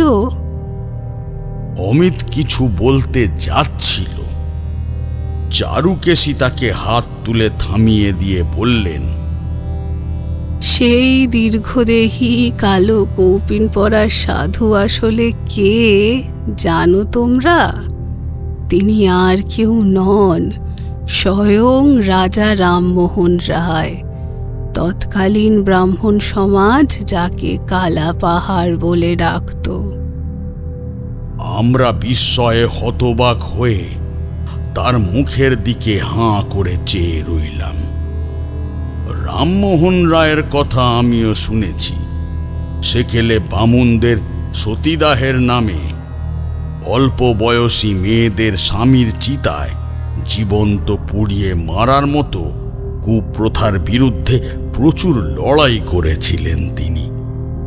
সেই রামমোহন রায় কিনা এখানে এই শ্রীরামপুরে আসতেন। চারুকেশী বোধহয় আমার দিকে তাকিয়ে আমার মনের ভাব বুঝতে পেরেছিলেন। ঠাকুর মশাইয়ের বোধহয় আমার কথা বিশ্বাস হচ্ছে না, না? অবশ্য না হওয়ারই কথা, কিন্তু তাহলেও এটাই সত্যি। রাজা রামমোহন রায় নিয়মিত কেরি সাহেবের মিশনে এসে সেখানকার মেয়েদের বেদ, উপনিষদ, বেদান্ত, ভগবদ্গীতা প্রভৃতির পাঠ দিতেন। সেখানেই নরনারায়ণের সাথে তাঁর পরিচয় হয়। নরনারায়ণের স্বাধীনচেতা মনোভাব, তাঁর সংস্কারমুক্ত আধুনিক চিন্তাধারা রামমোহনকে ভীষণভাবে মুগ্ধ করেছিল। তাই কেরি সাহেবের মিশনে এলেই তিনি নরনারায়ণের খোঁজ করতেন। কিন্তু তাই যদি হবে তাহলে রামমোহন রায় হঠাৎ করে অগরিত ছদ্মবেশে রূপমঞ্জিলে আসতেন কেন? অমিতের স্ত্রী একখানি সাজা পান এনে চারুকেশীর হাতে দিল। ভদ্রমহিলার বোধহয় এ সময় পান খাবার অভ্যাস আছে। পানখানা মুখে পুরে তিনি বললেন, নরনারায়ণের একমাত্র মেয়ে সৌদামিনীর বিয়ে হয়েছিল ত্রিবেণীর গোঁড়া হিন্দু জমিদার মদনমোহন বাণুজ্যের ছোট ছেলের সাথে। কিন্তু বিয়ের 1 বছরের মাথায় ছেলেটি ক্ষয় রোগে মারা যায়। হিন্দু শাস্ত্রের বিধান মেনে 15 বছরের সৌদামিনীকে স্বামীর সাথে সহমরণে পাঠানো হলে খবর পেয়ে নরনারায়ণ তার লেঠেল বাহিনী নিয়ে ঘটনাস্থলে হাজির হন। বড় খোকা একটু আগে যে ফরাসি সাহেবের নাম বলল, সেই সাহেবও নাকি ওই সময় তাকে খুব সাহায্য করেছিলেন। যাই হোক, নরনারায়ণ রীতিমতো লড়াই করে সদ্য বিধবা মেয়েকে চিতা থেকে নামিয়ে শ্রীরামপুরে নিয়ে আসলেন। তবে রূপমঞ্জিলে রাখলেন না, তিনি সোজা তাকে নিয়ে গিয়ে তুললেন কেরি সাহেবের আশ্রমে। কেন রূপমঞ্জিলে রাখলেন না কেন? তা ঠিক বলতে পারবো না, তবে শুনেছি রূপমঞ্জিলে নাকি নানান লোকের আনাগোনা ছিল। একে মা মরা মেয়ে, তার উপর কাঁচা বয়সের বিধবা, কে কখন কি ক্ষতি করে দেবে সেই ভয়েই জমিদার মেয়েকে কেরি সাহেবের কাছে রাখেন। তাছাড়া কেরি সাহেবের আশ্রমে আরও অনেক মেয়ে ছিল। হয়তো তিনি ভেবেছিলেন তাদের সাথে থাকলে মেয়েটার মনটাও ভালো থাকবে আর অনেক কিছু শিখতেও পারবে। তবে কেরি সাহেবের আশ্রমও যে খুব নিরাপদ ছিল তা নয়। সুযোগ পেলেই হুগলির ঘোড়া হিন্দু জমিদার এবং ব্রাহ্মণরা দলবল নিয়ে হাজির হতো সেখানে। এমনকি কলকাতার 10 আনি 6 আনি জমিদাররাও তাদের সঙ্গ দিত। সবচেয়ে বেশি সমস্যা হতো যখন কেরি সাহেব কোনো কাজে বাইরে থাকতেন। তখন এই নরনারায়ণের মতো কিছু উদারমনস্ক এবং সংস্কার মুক্ত জমিদাররা লেঠেল নিয়ে রাত জেগে মিশন পাহারা দিতেন। থামলেন চারুকেশী। পিক দানিতে পানের পিক ফেলে আঁচলে মুখ মুছে ফের বলতে শুরু করলেন। এরকমই একবার কেরি সাহেবের হঠাৎই বেশ কিছুদিনের জন্য বাইরে কাজ পড়ল। যাবার আগে গোপন সূত্র মারফত তিনি জানতে পারলেন ব্রাহ্মণ সমাজ এবং ঘোড়া হিন্দুরা তার বিরুদ্ধে গোপনে ষড়যন্ত্র করছে। তার নিজের প্রাণনাশের ভয় তো আছেই, এছাড়াও আশ্রমের মেয়েদেরকেও তারা জীবন্ত পুড়িয়ে মারার ছক করছে। উপায়ন্ত না দেখে কেরি সাহেব তখন রামমোহন রায়ের কাছে শরণাপন্ন হলেন। শেষে রামমোহনের বুদ্ধিতে এক গভীর রাতে আশ্রমের মেয়েদেরকে লুকিয়ে রূপমঞ্জিলে নিয়ে যাওয়া হলো। সৌদামিনীও ছিল তাদের দলে। তাদেরকে নিয়ে গিয়ে রাখা হলো একতলার গোপন কুঠুরিতে। বাড়ির মধ্যে একথা জানলেন শুধু 2 জন, জমিদার নরনারায়ণ এবং সৌদামিনীর ধাইমা গিরিবালা। এরপর যথারীতি কেরি সাহেব কাজে বেরিয়ে যান এবং পূর্ব পরিকল্পনা মতো তাদের ওপরেও আঘাত আসে। তবে নরনারায়ণ এবং অন্যান্য জমিদারদের লেঠেল বাহিনীর তৎপরতায় তিনি সে যাত্রায় প্রাণে বেঁচে যান। অন্যদিকে মদনমোহন বাড়ুজ্জে এবং কলকাতার 10 আনা 6 আনা জমিদাররা লেঠেল বাহিনী নিয়ে মিশন আক্রমণ করে এবং যেখানে মেয়েরা থাকতো সেই জায়গায় আগুন লাগিয়ে দেয়। কিন্তু যখন তারা দেখে যে মেয়েরা সেখানে নেই, তখন প্রচণ্ড আক্রোশে তারা মিশন ভাঙচুর শুরু করে। এরপর বেশ কিছুদিন ব্রাহ্মণরা চুপচাপই ছিল। কেরি সাহেব রামমোহন রায়কে চিঠিতে জানিয়েছিলেন তার ফিরতে বেশ কিছুদিন সময় লাগবে, ততদিন যেন মেয়েরা রূপমঞ্জিলেই থাকে আর তিনি যেন মাঝে মধ্যে সেখানে গিয়ে পাঠ দিয়ে আসেন। রামমোহন রায় অত্যন্ত বিচক্ষণ মানুষ ছিলেন। তিনি বুঝেছিলেন ব্রাহ্মণদের এই চুপ করে থাকাটা মোটেই তাদের হেরে গিয়ে পিছিয়ে যাওয়া নয়, বরং ঝড়ের পূর্ব ইঙ্গিত। তাই তিনি সশরীরে না গিয়ে অঘরী সাধুর ছদ্মবেশে রূপমঞ্জিলে যাতায়াত করতেন। তবে তিনি এও বুঝেছিলেন যে এইভাবে বেশি দিন মেয়েগুলোকে লুকিয়ে রাখা যাবে না, কিন্তু যতদিন না পর্যন্ত বিকল্প ব্যবস্থা করা যাচ্ছে ততদিন যাতে তারা নিরাপদে থাকতে পারে, তাই তিনি নরনারায়ণকে রূপমঞ্জিলের রং বদলে কালো করতে বলেছিলেন। তার ধারণা ছিল এতে দুটো কাজ হবে। এক, বাড়িতে অঘরী সাধুর আনাগোনা এবং বাড়ির কালো রং করা, এই দুটো ঘটনা জনসমক্ষে নরনারায়ণের সংস্কার মুক্ত আধুনিক মনস্ক ভাবমূর্তিকে বিনষ্ট করে তাঁকে সাময়িকভাবে ব্রাহ্মণদের সন্দেহের তালিকার বাইরে রাখবে। দুই, যদি কখনো সেরকম কোনো বিপদ আসেও কিংবা ব্রাহ্মণরা যদি কোনোভাবে জানতে পেরে রূপমঞ্জিলের ওপর চড়াও হয়, তাহলে ওই কালো রং অন্ধকারের সাথে মিশে কিছু সময়ের জন্য হলেও তাদের বিভ্রান্ত করবে। বলা বাহুল্য, রামমোহন ও নরনারায়ণের এই সম্মিলিত প্রয়াস আপাতভাবে সফল হলেও যে উদ্দেশ্যে তারা কাজটা করেছিলেন তা অচিরেই ব্যর্থ হয়েছিল।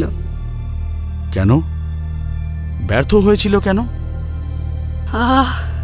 সে কাহিনী বড় যন্ত্রণার বাবা, বড়ই কষ্টের। সে ছিল পূর্ণগ্রাস চন্দ্রগ্রহণ। সন্ধ্যা হতেই গ্রহণ লেগে গিয়েছিল, চারিদিক ঘুটঘুটে অন্ধকার। জমিদার নরনারায়ণ চৌধুরী সেদিন বাড়িতে ছিলেন না।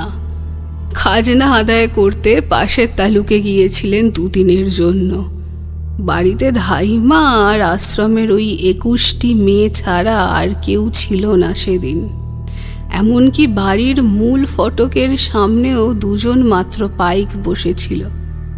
আসলে ইচ্ছে করেই নরনারায়ণ বেশি পাহারা বসিয়ে যাননি, পাছে কারোর সন্দেহ হয়। কিন্তু তার এই সিদ্ধান্ত এই রূপমঞ্জিলের ওপর চরম অভিশাপ নিয়ে এসেছিল। সেদিন যা তিনি কল্পনাও করতে পারেননি। গ্রহণ ছাড়তে তখনও ঘণ্টাখানেক দেরি। এমন সময় হঠাৎই রূপমঞ্জিলের সামনে ফটকের বাইরে একসাথে হাজার হাজার মশাল জ্বলে উঠল। এক মুহূর্তের মধ্যে সেই হাজার হাজার মশাল ঘিরে ফেলল গোটা বাড়িটাকে। দুজন মাত্র পাইক বাধা দেবে কি করে? তারা নিজেদের বাঁচাতেই ছুটে পালালো সেখান থেকে। এরই মধ্যে বাড়ির সদর দরজা ভেঙে বেশ কিছু লোক বাড়ির ভেতর ঢুকে পড়ে চারিদিকে তেল ও জ্বালানি ছড়াতে শুরু করে। গোলমালের আওয়াজ পেয়ে ধাইমা বেরিয়ে এসেছিলেন, কিন্তু লোকগুলো তাকে ধাক্কা মেরে মাটিতে ফেলে দেয়। ধাইমার চিৎকারে সৌদামিনী ও অন্য মেয়েরাও বাইরে এসেছিল। লোকগুলো ওদের চুলের মুঠি ধরে টানতে টানতে গোপন কুঠুরিতে নিয়ে যায়। তারপর তাদের ওপর চালাতে থাকে অমানসিক অত্যাচার ও শারীরিক নির্যাতন। শেষে ঘরের মধ্যে তেল আর জ্বালানি ঢেলে দিয়ে লোকগুলো বাইরে বেরিয়ে আসে। তারপর জ্বলন্ত মশাল ছুঁড়ে দেয় ঘরের ভিতর। দাউ দাউ করে আগুন জ্বলে ওঠে, আর সেই সাথে শোনা যায় 21টা মেয়ের পরিত্রাহী চিৎকার। এখানে ক্ষান্ত হয় না লোকগুলো। উচ্চ কণ্ঠে উল্লাস করতে করতে বাড়ির বাইরে বেরিয়ে আসে তারা। তারপর সদর দরজা বাইরে থেকে বন্ধ করে দেয়, সেখানেও আগুন লাগিয়ে দেয়। দেখতে দেখতে হু হু করে আগুন ছড়িয়ে পড়ে গোটা রূপমঞ্জিলে। তারপর আদিম লালসায় তা ধীরে ধীরে গ্রাস করে গোটা বাড়িটাকে। রাত্রির নিস্তব্ধতাকে চূর্ণ করে ভেসে আসে ভিতরে থাকা মানুষগুলোর মর্মভেদী আর্তনাদ। কিন্তু বাইরে দাঁড়িয়ে থাকা সেই নররূপী পিশাচদের মুহুর্মুহু বিজয় উল্লাসে তা অচিরেই চাপা পড়ে যায়। ধাইমার পায়েও আগুন লেগেছিল। পাষণ্ডদের দল এতই নিষ্ঠুর যে খিড়কির দরজাটাকেও বন্ধ করতে ভোলেনি। ওইভাবে ওই জ্বলন্ত অবস্থায় ধাইমা প্রাণ বাঁচাতে রূপমঞ্জিলের ছাদে উঠে পিছনের দিঘিতে ঝাঁপ দিয়েছিলেন। কিন্তু জলে না পড়ে তার শরীরটা গিয়ে পড়ে কোষ্ঠী পাথরের বাঁধানো ঘাটের ওপর। ব্যাস, সঙ্গে সঙ্গে মৃত্যু। শরীর তো পুড়েছিল, সাথে দেহের সমস্ত হাড় ভেঙে টুকরো টুকরো হয়ে গিয়েছিল। মাথার পেছনেও থেতলে গিয়েছিল অনেকটা। একটা দীর্ঘশ্বাস ফেলে থামলেন চারুকেশী। বলতে বলতে তার গলা ধরে এসেছিল, চোখের কোল ভিজে উঠেছিল। আঁচলের খুঁট দিয়ে চোখ মুছে তিনি বললেন, এই ছিল রূপমঞ্জিলের ইতিহাস। সেই থেকেই বাড়িটা ওভাবে পড়ে আছে। চণ্ডী মণ্ডপ থেকে ডান দিকে বাঁক নিলেই দেখতে পাবে প্রায় 2 শতাব্দীর অভিশাপ বুকে করে এক রাশ কালো অন্ধকারের মতো দাঁড়িয়ে আছে বাড়িটা। আচ্ছা, এরপরে নরনারায়ণের কি হলো? তার কথা তো কিছু বললেন না। এই ঘটনার পর অদ্ভুতভাবে জমিদার নরনারায়ণ চৌধুরীরও কোনো খোঁজ পাওয়া যায়নি। এমনকি যে তালুকে তাঁর খাজনা আদায় করতে যাবার কথা ছিল, সেখানেও নাকি তিনি যাননি। তবে কানাঘুষো শোনা যায়, গোঁড়া হিন্দু জমিদারদের লেঠেলরা নাকি তাকে গুম করে রেখেছিল। পরে সুযোগ বুঝে খুন করে তাঁর দেহটাকে হুগলির জলে ভাসিয়ে দেয়। আচ্ছা, মা ঠাকুমা এত সব জেনেছিলেন কি করে? তোমাদের ঠাকুমা জানতেন, কারণ রূপমঞ্জিলের ধাইমা গিরিবালা ছিলেন তোমাদের ঠাকুমার আপন পিসিমা। পেটের দায়ে জমিদারের কাজ করতে গিয়ে তাকে বেঘরে পুড়ে মরতে হয়েছিল সেদিন। আমি আর কিছু বললাম না। বাকি সকলকেও দেখলাম বেশ চুপচাপ। কিছুক্ষণ পর নীরবতা ভেঙে চারুকেশী বললেন, এই ঘটনার বেশ কিছু বছর পর থেকে বাড়িটা সম্পর্কে নানান কথা শোনা যেতে থাকে। আর জানোই তো, গাঁ দেশে এসব কথা হাওয়ার চেয়েও দ্রুত ছড়িয়ে পড়ে। আমরা নীরবে ঘাড় নেড়ে তাকে সম্মতি জানালাম। এই পর্যন্ত বলে তারানাথ থামল। বহুক্ষণ আগেই সিগারেটটা শেষ হয়ে গিয়েছিল। দগ্ধাবশেষটুকু নারকেলের মালায় গুঁজে দিয়ে তারানাথ বলল, সত্যি বলতে ত্রিদীপের শাশুড়ি যা বলেছিলেন, প্রথমটায় আমার ঠিক বিশ্বাস হয়নি। না, এমন নয় যে ভদ্রমহিলা মিথ্যে বলবেন, কিন্তু বহুদিনের পুরনো ঘটনা তো। লোক মুখে রটতে রটতে একটা সময় আসল সত্যটাই চাপা পড়ে যায় অনেক সময়। কাজেই কতটুকু সত্যি আর কতটুকু কল্পনা, সেটাই ভাবছিলাম মনে মনে। কিন্তু ভদ্রমহিলা যে একটা বর্ণ মিথ্যে বলেননি, তার প্রমাণ পেলাম পরদিন রাতে। কি রকম? বলছি, তার আগে আরেকটা। কথাগুলো বলে তারানাথ পাসিং শোয়ের প্যাকেট খুলে সিগারেট বার করে তাতে অগ্নি সংযোগ করতে করতে বলল,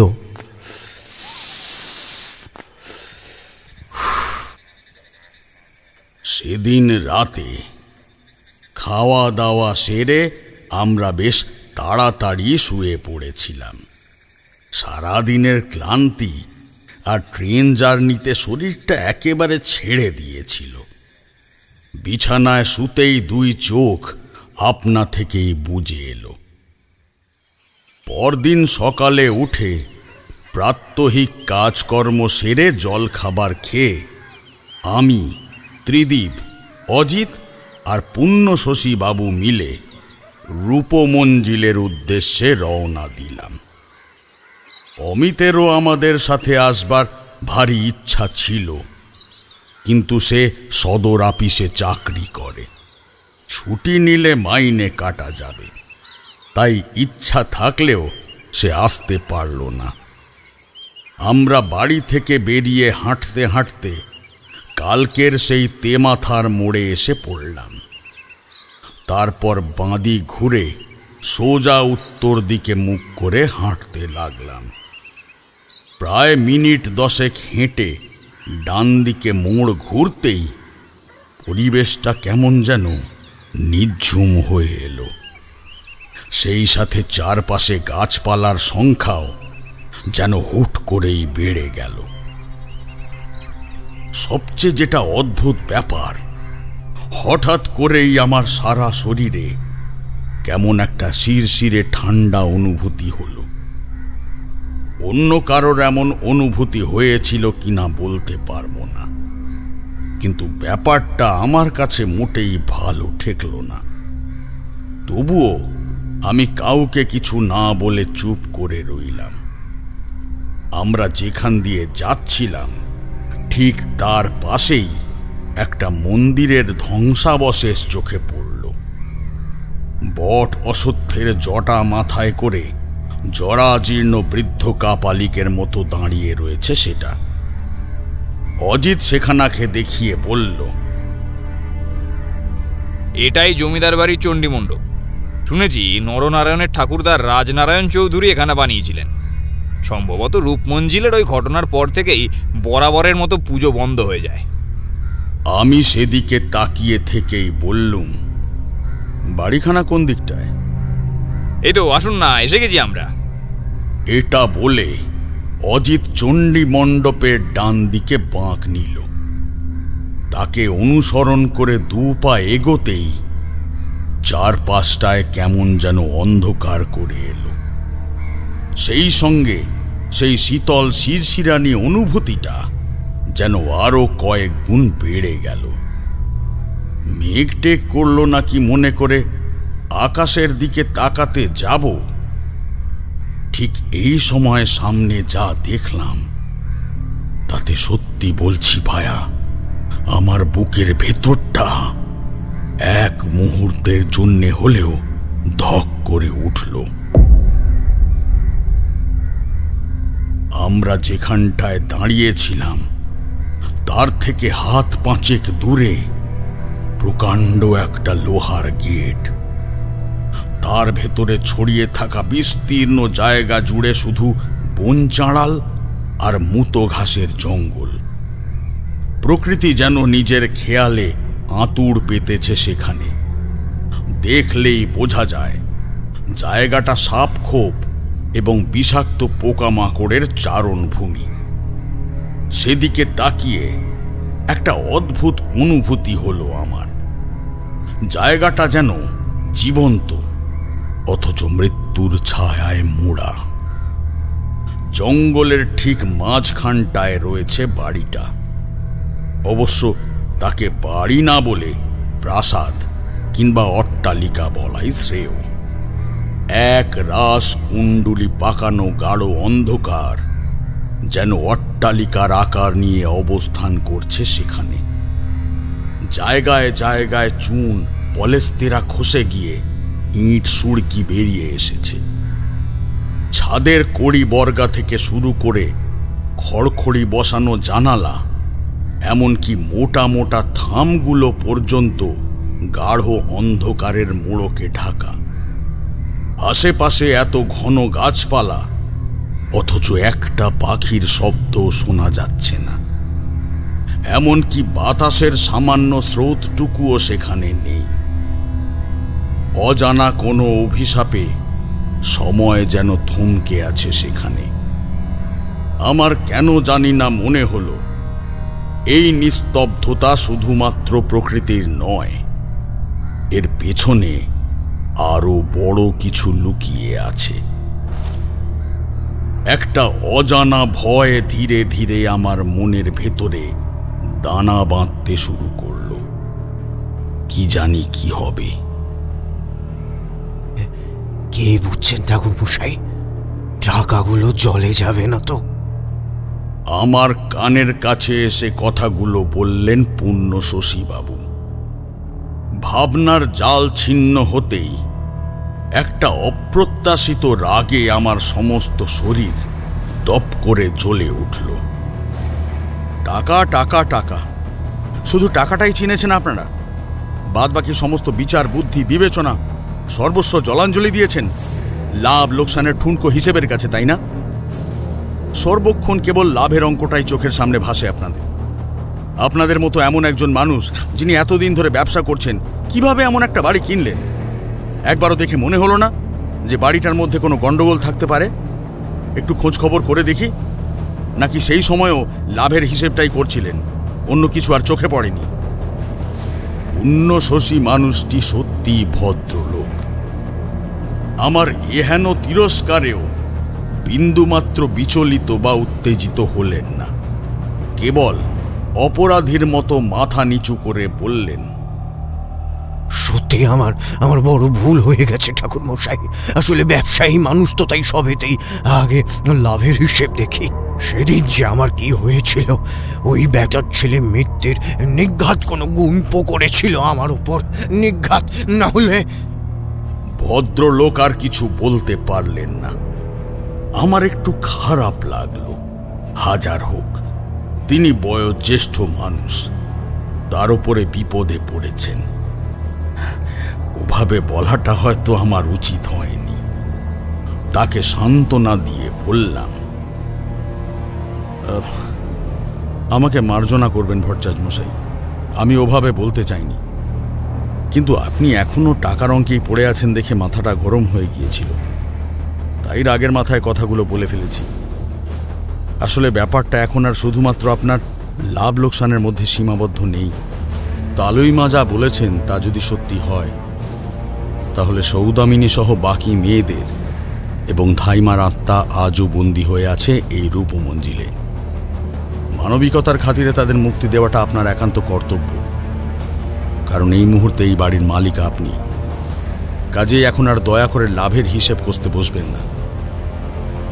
পুণ্য শশী এগিয়ে এসে আমার হাত দুটো জড়িয়ে ধরে বললেন, আমি আপনার কথায় কিচ্ছুটি মনে করিনি ঠাকুর মশাই। আপনি যা ভালো বোঝেন তাই করুন। শুধু দেখবেন এতদিন ধরে যে অভিশাপ বাড়িটা বয়ে নিয়ে চলেছে, আমার ভুলের জন্য তার আজ যেন আমার পরিবারের ওপর না পড়তায়, আমার পরিবারের ওপর না পড়তায় ঠাকুর মশাই।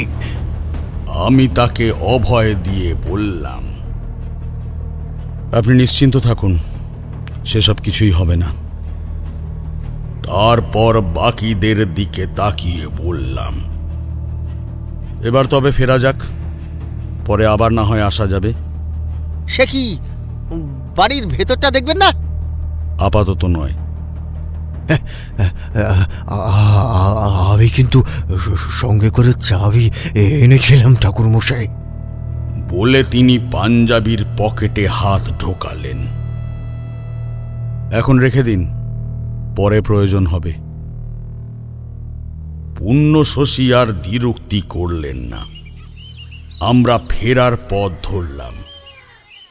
বাড়িতে ফিরে স্নান খাওয়া সেরে আমি বিছানায় খানিক গড়িয়ে নিলাম।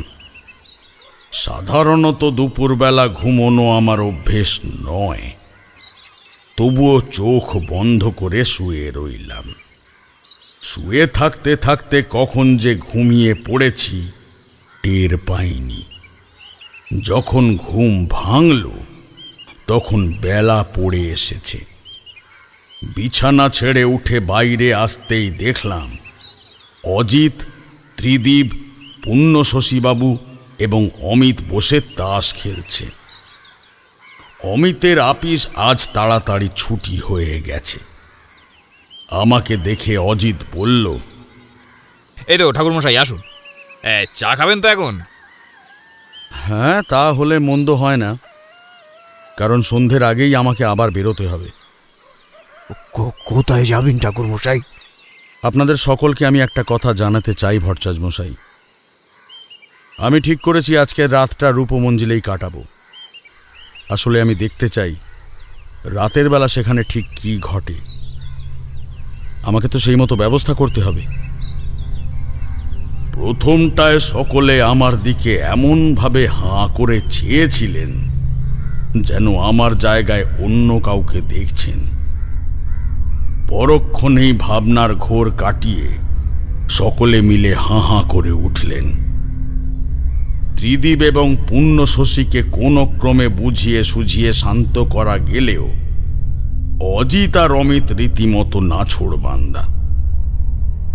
আপনার কি মাথা খারাপ হয়ে গেল ঠাকুরমশাই? যেখানে দিনের বেলা কেউ ওই বাড়ির ছায়া পর্যন্ত মারাতে যায় না, সেখানে আপনি রাত্রির... না না না না না না, এই রাতের বেলা ওসব কিছুতেই হবে না।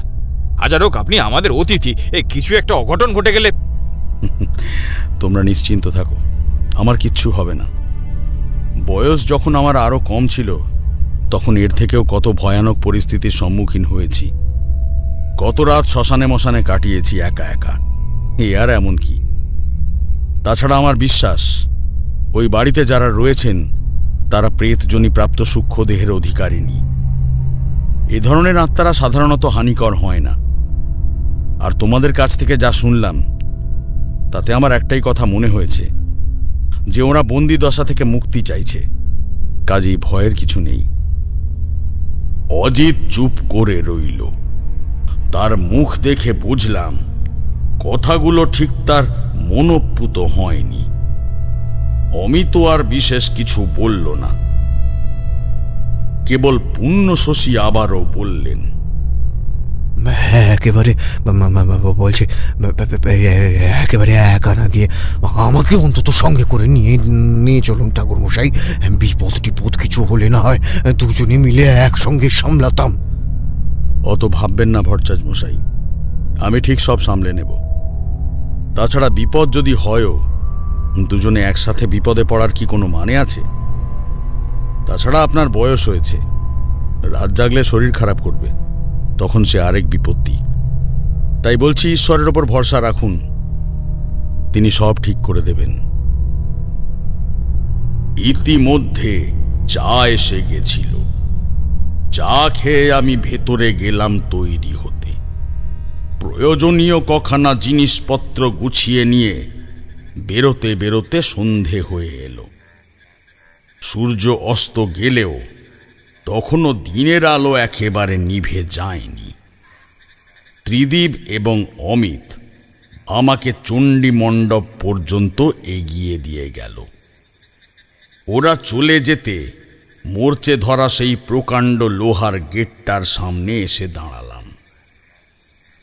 দিনান্তের ম্লান আলোয় বাড়িটাকে যে কি বিভৎস ভয়ঙ্কর লাগছিল তা ভাষায় প্রকাশ করা সম্ভব নয়। এক রাস কুণ্ডুলি পাকানো কালো অন্ধকার যেন ঝোপ ঝাড়ের ভেতর থেকে মাটি ফুঁড়ে জেগে উঠেছে পৃথিবীর বুকে। প্রতি মুহূর্তে সেই অন্ধকারের গাঢ়ত্ব যেন ক্রমে বেড়েই চলেছে। চোখের ভ্রম কিনা জানি না, মনে হলো এক রাস কালো ধোঁয়া যেন ঘিরে রয়েছে বাড়িটাকে। সকালের মতো আবারও আমি সেই শিরশিরানি ঠান্ডাটা অনুভব করলাম। খুব কাছ থেকে যেন হাওয়াটা আসছে, অথচ আশেপাশে বাতাসের চিহ্ন মাত্র নেই। কেন জানি না আমার মনে হচ্ছিল আজ রাতে কিছু একটা ঘটতে চলেছে, যেটা মোটেই সুখকর নয়। মনে মনে আমার আরাধ্যা মধুসুন্দরী দেবীকে স্মরণ করে নিলাম। তারপর পুণ্যশশী বাবুর দেওয়া চাবি দিয়ে গেটের তালাটা খুলে কাঠামোটা ভেতরে ঠেলতেই প্রকৃতির সেই আদিম নিস্তব্ধতাকে চূর্ণ করে ধাতব ঘর্ষণের একটা করুণ শব্দ কানে ভেসে এলো। ভেতরে ঢুকে অতি সাবধানে ঝোপ জঙ্গল পেরিয়ে বাড়ির সদর দরজার সামনে গিয়ে হাজির হলাম। দরজায় তালা ছিল না। আলগা হাত ঠেলতেই তীব্র ক্যাঁচ ক্যাঁচ শব্দ করে পাল্লা দুটো ধীরে ধীরে খুলে গেল। আর ঠিক তখনই ঝুপ করে অন্ধকার নেমে এলো চারিদিকে। আমি সাথে করে খান কতক মোটা মোমবাতি আর ছোট একখানা হ্যারিকেন নিয়ে এসেছিলাম। ওই অন্ধকারের মধ্যে কোনো ক্রমে ব্যাগ হাতড়ে একখানা দেশলাই আর মোমবাতি বের করে জ্বালতেই ঘোলাটে আলোয় ভরে উঠল চারিদিক। হলদেটে আলোয় চারপাশটা একবার ভালো করে দেখে নিয়ে আমি বাড়ির ভেতরে ঢুকলাম।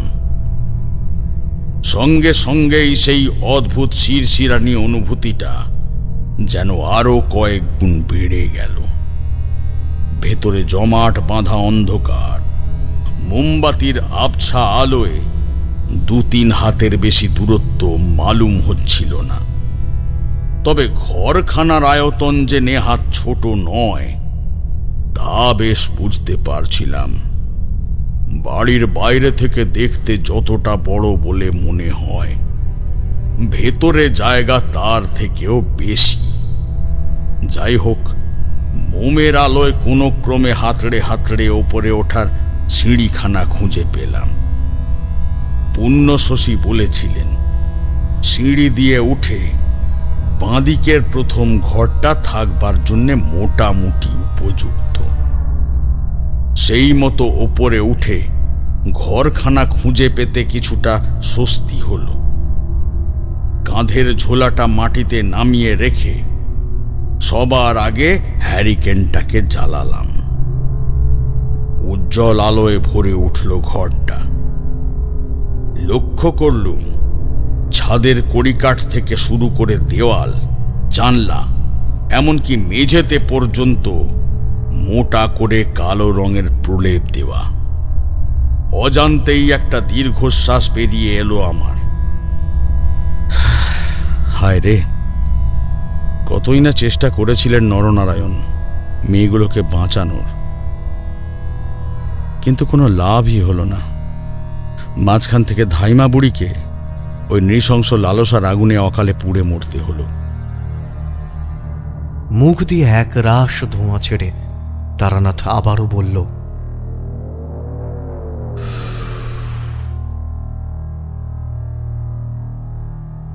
আমার ইচ্ছা ছিল একবার বাড়িটা ঘুরে দেখার, কিন্তু অচেনা জায়গায় রাতের বেলা কোথায় কি বিপদ লুকিয়ে আছে জানি না।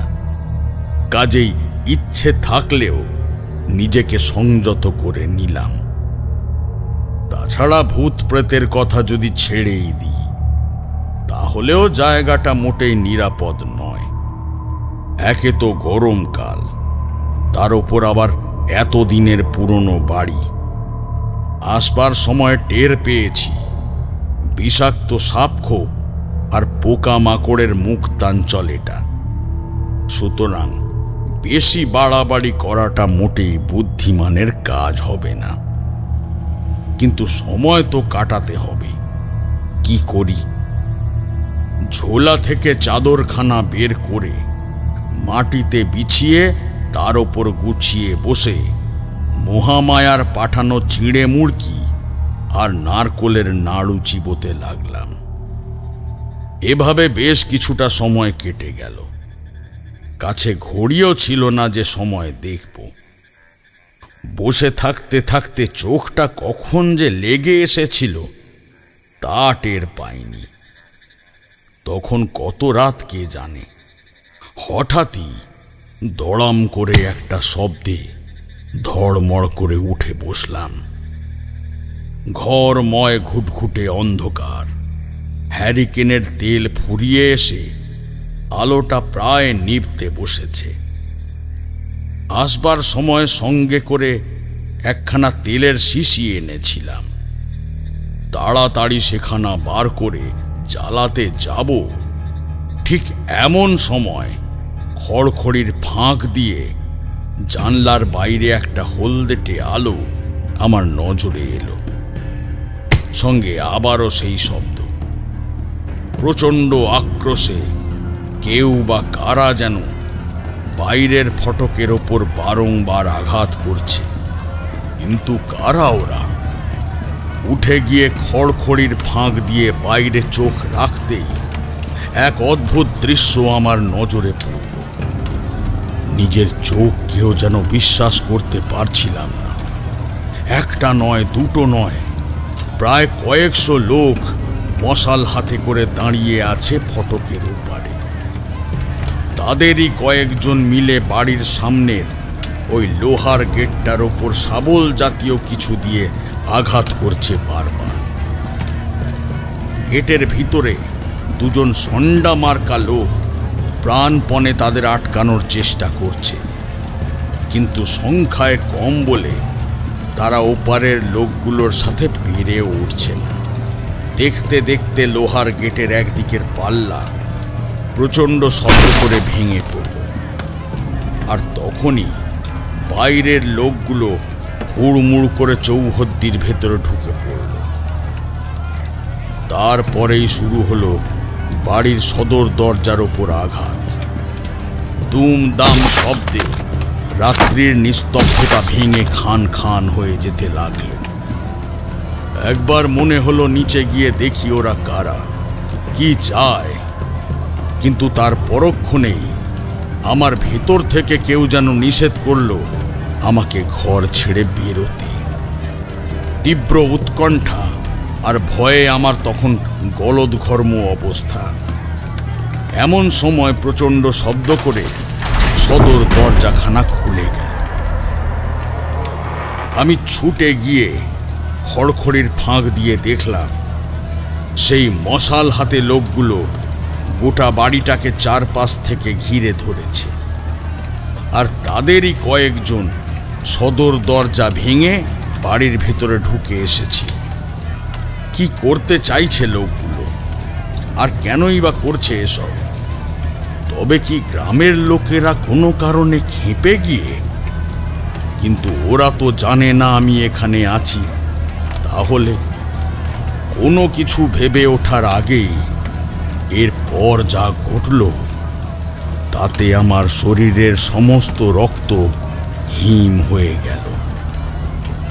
প্রথমটায় ভেবেছিলুম শোনার ভুল, কিন্তু না, স্পষ্ট শুনলাম একসাথে অনেকগুলো নারী কণ্ঠের মর্মভেদী আর্তনাদ।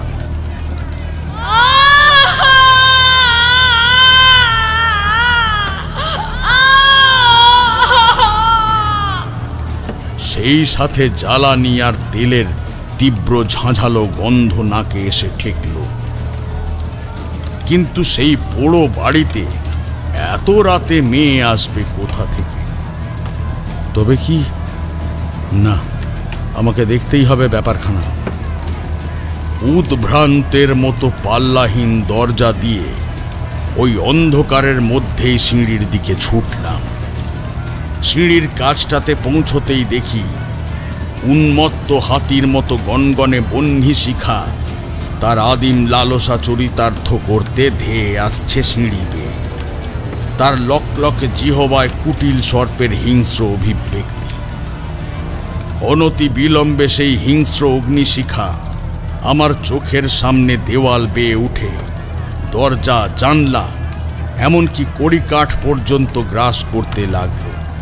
পোড়া গন্ধে তখন আমার রীতিমতো দম বন্ধ হয়ে যাবার উপক্রম। উপায়ান্তর না দেখে আমি পিছু হটতে শুরু করলাম, কিন্তু পালাবোটা কোথায়? আগুন যেন চারদিক থেকে ঘিরে ধরেছে আমাকে। অসহনীয় উত্তাপে ঝলসে যাচ্ছে সমস্ত শরীর। অন্যদিকে এক তলা জুড়ে সেই সমবেত নারী কণ্ঠের কাতর আর্তনাদ, যেন কোনো অপার্থিব যন্ত্রণায় কাতরাচ্ছে মেয়েগুলো।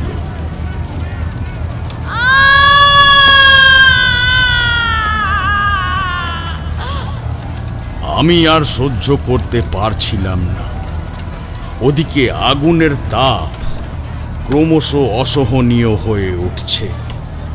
বেশ বুঝতে পারছিলাম আর এক মুহূর্ত এখানে থাকলে ওই নারকীয় আগুনে আমাকেও দগ্ধে মরতে হবে।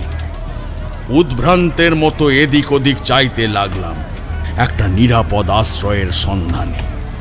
শেষে কিছু না পেয়ে হিতাহিত জ্ঞান শূন্য হয়ে ঊর্ধ্বশ্বাসে ছুটে গেলাম ছাদের সিঁড়ির দিকে। সবেমাত্র দুধাপ উঠেছি, এমন সময় পেছনে হুড়মুড় করে কি যেন একটা পড়ার শব্দ হলো। ফিরে তাকাতেই দেখি এক মুহূর্ত আগে ঠিক যেখানটায় আমি দাঁড়িয়েছিলাম জ্বলন্ত কড়িকাঠখানা সেখানটায় ভেঙে পড়েছে। তার থেকে আগুন ছড়িয়ে পড়েছে মেঝেতে। আর একটু হলেই আমি আর ওখানে দাঁড়ালাম না। কোনো রকমে ধুতির কোঁচা সামলে দু তিনটে সিঁড়ি টপকে সোজা ছাদে উঠে গেলাম। উন্মুক্ত প্রকৃতির বুকে দাঁড়িয়ে একটু যেন শান্তি হলো। জোরে জোরে দু তিনবার শ্বাস নিলাম।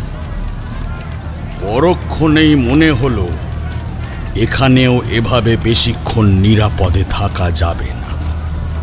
যেভাবে আগুন চারিদিকে ছড়িয়ে পড়ছে তাতে ছাদে আগুন লাগতেও বেশি সময় লাগবে না। তার আগে যে করেই হোক আমাকে এখান থেকে বেরোতে হবে। কিন্তু একটা জিনিস কিছুতেই আমার মাথায় ঢুকছিল না, এত বছর পর আবার কারা এই বাড়িতে আগুন লাগালো? কি উদ্দেশ্য তাদের? হঠাৎই আমার মাথায় বিদ্যুতের ঝলক খেলে গেল। এখনো পর্যন্ত যা কিছু হয়েছে সব যেন কেমন চেনা চেনা লাগছে।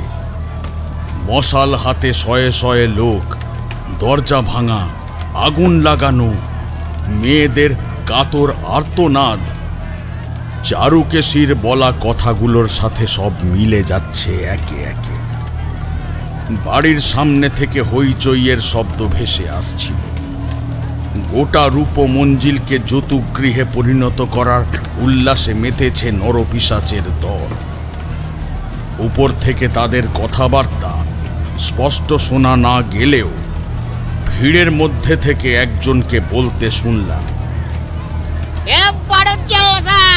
এবার খুশি দাও, আপনার ছেলের চিতে না হোক, নিজের বাড়িতেই তো পুরে মরল আপনার বৌমা।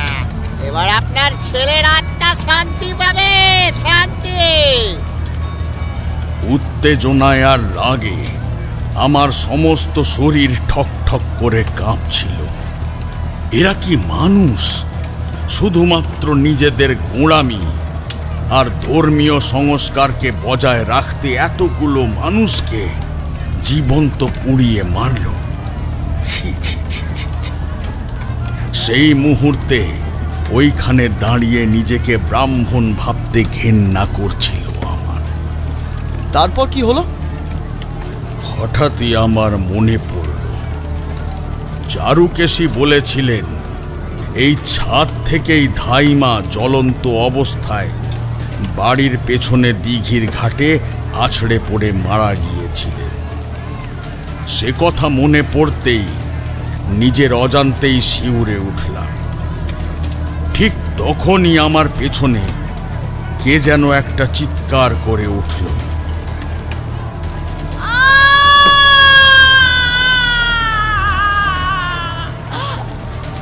সচকিত হয়ে ঘুরে তাকাতেই দেখি একটা জ্বলন্ত শরীর ঊর্ধ্বশ্বাসে সিঁড়ি বেয়ে ছুটে আসছে ছাদের দিকে। তার গায়ের থেকে জ্বলন্ত মাংস পিণ্ড আর আগুনের ফুলকি খসে পড়ছে এদিক ওদিক। ছাদে এসে মূর্তিটা একবার শুয়ে পড়ে গড়াগড়ি দিয়ে আগুন নেভানোর ব্যর্থ চেষ্টা করে পরক্ষণেই আবার উঠে দাঁড়িয়ে ছোটাছুটি করতে লাগলো ছাদময়। মাংস পোড়ার তীব্র কটু গন্ধে আর ধোঁয়ায় আমার দম বন্ধ হয়ে আসছিল। বাইরের সমস্ত হইচইকে ছাপিয়ে সেই জ্বলন্ত মানবীর করুণ আর্তনাদ খান খান করে দিচ্ছিল নিশুতি রাতের নিস্তব্ধতাকে। আমি ভয়ে এক কোনায় জড়সড় হয়ে দাঁড়িয়েছিলাম। আচমকাই মূর্তিটা যেন হিতাহিত জ্ঞান শূন্য আমার দিকে ছুটে আসতে লাগলো। আমি কি করব ভেবে না পেয়ে এক পা করে পেছোতে লাগলাম, কিন্তু বেশি দূর যেতে পারলাম না। আসলে ভয়ের চোটে খেয়ালই করিনি যে পেছোতে পেছোতে ন্যাড়া ছাদের একেবারে কিনারায় এসে পড়েছি। আমার পেছনে সেই মজা দিঘির বাঁধানো ঘাট, আর এক পা পেছলেই এদিকে সেই প্রেত মূর্তি জ্বলন্ত বিভীষিকার মতো ঝড়ের বেগে ছুটে আসছে আমার দিকে। আমার থেকে তার দূরত্ব আর মাত্র কয়েক গজের। আমি ভয়ে চোখ বন্ধ করে ফেললাম। চারি আর তোমার বউঠানের মুখটা ভেসে উঠল আমার সামনে। আর হয়তো কোনো দিন দেখা হবে না। হঠাৎই মনে পড়ল মধুসুন্দরী দেবীর কথা। আমার এহেন বিপদের দিনে তিনি কি আসবেন আমাকে রক্ষা করতে? কন্যা রূপে একবার তিনি আমাকে ধরা দিয়েছেন ঠিকই, কিন্তু আর ভাবার সময় ছিল না। মনে মনে ক্ষমা প্রার্থনা করে শেষবারের মতো আমার আরাধ্যা দেবীর ধ্যান মন্ত্রখানা জপ করলুম। উদ্যোদ্ভানু প্রতিকষা বিদ্যুৎ পুঞ্জনীভা সতী নীলাম্বর পরিধানা মদবিহবল লোচনা নানালঙ্কার শোভাঢ্যা কৌস্তুরী গন্ধমোদিতা কোমলঙ্গিং স্মরমুখিং পিনতুঙ্গ পয়োধরাম।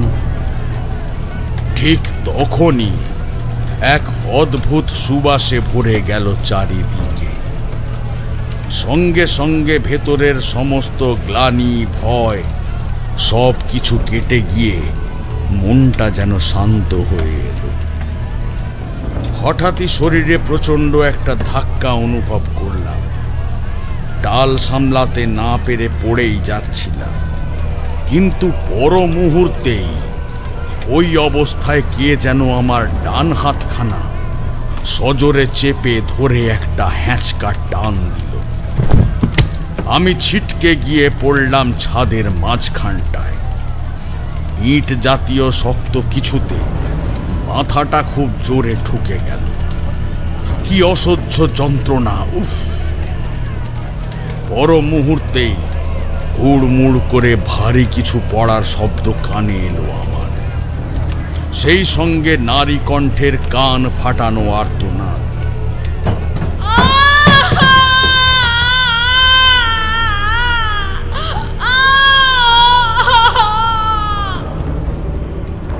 ব্যাস, তারপরেই সব চুপ।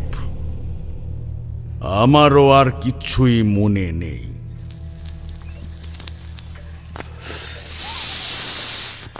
প্রায় নিভে আসা সিগারেটে একটা শেষ টান দিয়ে সেটাকে নারকেলের মালায় গুঁজে দিতে দিতে তারানাথ বলল, সারা রাত ওভাবেই ছাদের ওপর পড়েছিলাম। সকালে যখন জ্ঞান ফিরল, দেখি অমিত আমার চোখে মুখে জলের ছিটে দিচ্ছে। সে ছাড়াও অজিত, ত্রিদীপ, পুণ্য শশীবাবু এবং আরও একজন অচেনা ছোকরা গোছের লোক বসে রয়েছে আমাকে ঘিরে। আমি চোখ মেলে চাইতেই ত্রিদীপ আমার মুখের ওপর ঝুঁকে পড়ে বলল, এখন কেমন বোধ করছেন ঠাকুরমশাই? আমি ধীরে ধীরে উঠে বসলাম। মাথার ডান পাশটায় ব্যথা করছিল। ঢের হয়েছে, চুলোই যাকু টাকা। আমি আজই আপনাকে নিয়ে কলকাতায় ফিরবো। এ অভিশপ্ত বাড়ির আমার আর দরকার নেই। আপনারা বৃথাই চিন্তা করছেন ভট্টাচ মশাই, সেরকম কিচ্ছু হয়নি। শুধু মাথাটা ওই ইঁটে জোরে ঠুকে গেছিল, তাই। যাকে সেসব পরে বলছি। কিন্তু আপনারা এত সকালে এখানে কি ব্যাপার? কাল সারা রাত যে আমাদের কি দুশ্চিন্তায় কেটেছে তা কি বলবো আপনাকে। তারপর সকালবেলা এই ছেলেটি গিয়ে খবর দেয় যে ও কাল রাতে নাকি আপনাদেরকে এ বাড়ির ছাদে দেখেছে। আপনি নাকি ছাদ থেকে পড়ে যাচ্ছিলেন, সে শুনে তো আমরা ছুটে ছুটে এসেছি। আমি ছেলেটার দিকে জিজ্ঞাসু দৃষ্টিতে তাকালাম। হলুদ ছোপ ধরা দাঁত বার করে একগাল হেসে সে বলল, একে আমার নাম মঙ্গল। এই রাজাদিঘির ওপারে বাগদিপাড়ায় আমাদের বাস। আমরা জাতিতে ডোম। আমাদের ঘর থেকে এ বাড়িখানা স্পষ্ট দেখা যায়। কাল সকালে মাস্টারমশাইয়ের সঙ্গে যখন আপনারা এ বাড়িতে এসেছিলেন তখনই তো আপনারা দেখেছিলুম। তারপর রাতের বেলা যখন বাড়িটা দিয়ে নানা রকম আওয়াজ হতে শুরু করলো, তখন বাইরে বেরিয়ে এসে এই ছাদের উপরে আপনাদের দেখেছিলাম ঠাকুর। একেবারে ধারে এসে দাঁড়িয়েছিলেন। তারপর হঠাৎই দেখলুম আপনি একেবারে পড়ে যাচ্ছিলেন। কোত্থেকে একখানা মেয়ে এসে আপনাকে ধরে নিয়ে চলে গেল। তারপর দুজনের আমি ঠিক ঠাউর করতে পারলুম না। মেয়ে? আজ্ঞে হ্যাঁ, এই ধরুন বছর 15 বয়স হবে, একটা লাল রঙের ঘাগড়া পরা। হঠাৎই একটা জিনিস মনে পড়তে জিজ্ঞাসা করলাম, আচ্ছা, মেয়েটার গলায় কোনো লাল কার জাতীয় কিছু ছিল, দেখেছ?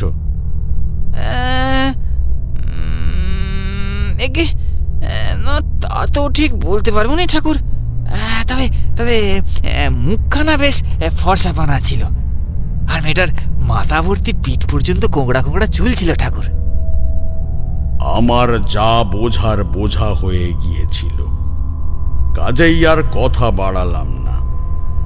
বাড়ি ফিরে স্নান খাওয়া সেরে একটু ধাতস্থ হয়ে পুণ্যশশী এবং বাকি সকলকে কাল রাতের ঘটনাটা সংক্ষেপে বললাম। তারপর পুণ্যশশীকে বললাম, দেখুন, আমার মত যদি নিতে চান তাহলে ওই বাড়িটা রাখা চলবে না। ওই বাড়ির প্রতিটা দেওয়ালের প্রতিটা ইঁটে অভিশাপ লেগে আছে। হ্যাঁ, কথাটা শুনতে খারাপ লাগলেও এটাই সত্যি। কাজেই বাড়িটাকে ভেঙে ফেলুন। রূপমঞ্জিলের একটা ইঁটও যেন ওই চত্বরে না থাকে। তারপর আমি যা করার করব। পুণ্যশশী দেখলাম নির্দ্বিধায় আমার কথা মেনে নিলেন। আমি বললাম, তবে তারও আগে ওই 21টা মেয়েকে যে ঘরে জীবন্ত পুড়িয়ে মারা হয়েছিল সেই ঘরখানা আমাদের খুঁজে বের করতে হবে। গোঁড়া হিন্দুদের হিংস্র লালসার আগুনে পুড়ে মরেছিল তারা, তাই আজও তাদের পঞ্চত্ব প্রাপ্তি ঘটেনি। তাই সবার আগে আমাদের তাদের মুক্তি দিতে হবে। আমার কথা মতো পরের দিনই লোক লস্কর লাগিয়ে সেই গুপ্ত কুঠুরি খুঁজে বার করা হলো। রূপমঞ্জিলের একতলার হেঁসেলের ঠিক নিচে মাটির তলায় ছিল ঘরখানা। হেঁসেলের এক গোপন দরজা দিয়ে সেখানে যাতায়াত করা যেত। যাই হোক, মঙ্গল ডোম এবং বাগদিপাড়ার কিছু লোকের সহায়তায় প্রায় 2 শতাব্দী ধরে লোক চক্ষুর অন্তরালে থাকা সেই 21 জন হতভাগিনীর কঙ্কাল যথাবিধি সৎকার করে তাদের অস্থিভস্ম হুগলি নদীতে বিসর্জন দেওয়া হয়েছিল। 2 দিন পর আমরা কলকাতায় ফিরে এসেছিলাম। এরপর প্রায় মাস 1.5 পর পুণ্যশশী খবর পাঠালেন বাড়ি ভাঙার কাজ সম্পন্ন হয়েছে। রূপমঞ্জিলের একটা ইঁটও আর সেখানে নেই। আবারও গেলাম সেখানে। আমার নির্দেশ মতো পুণ্যশশী সমস্ত জোগাড় সেরে রেখেছিলেন।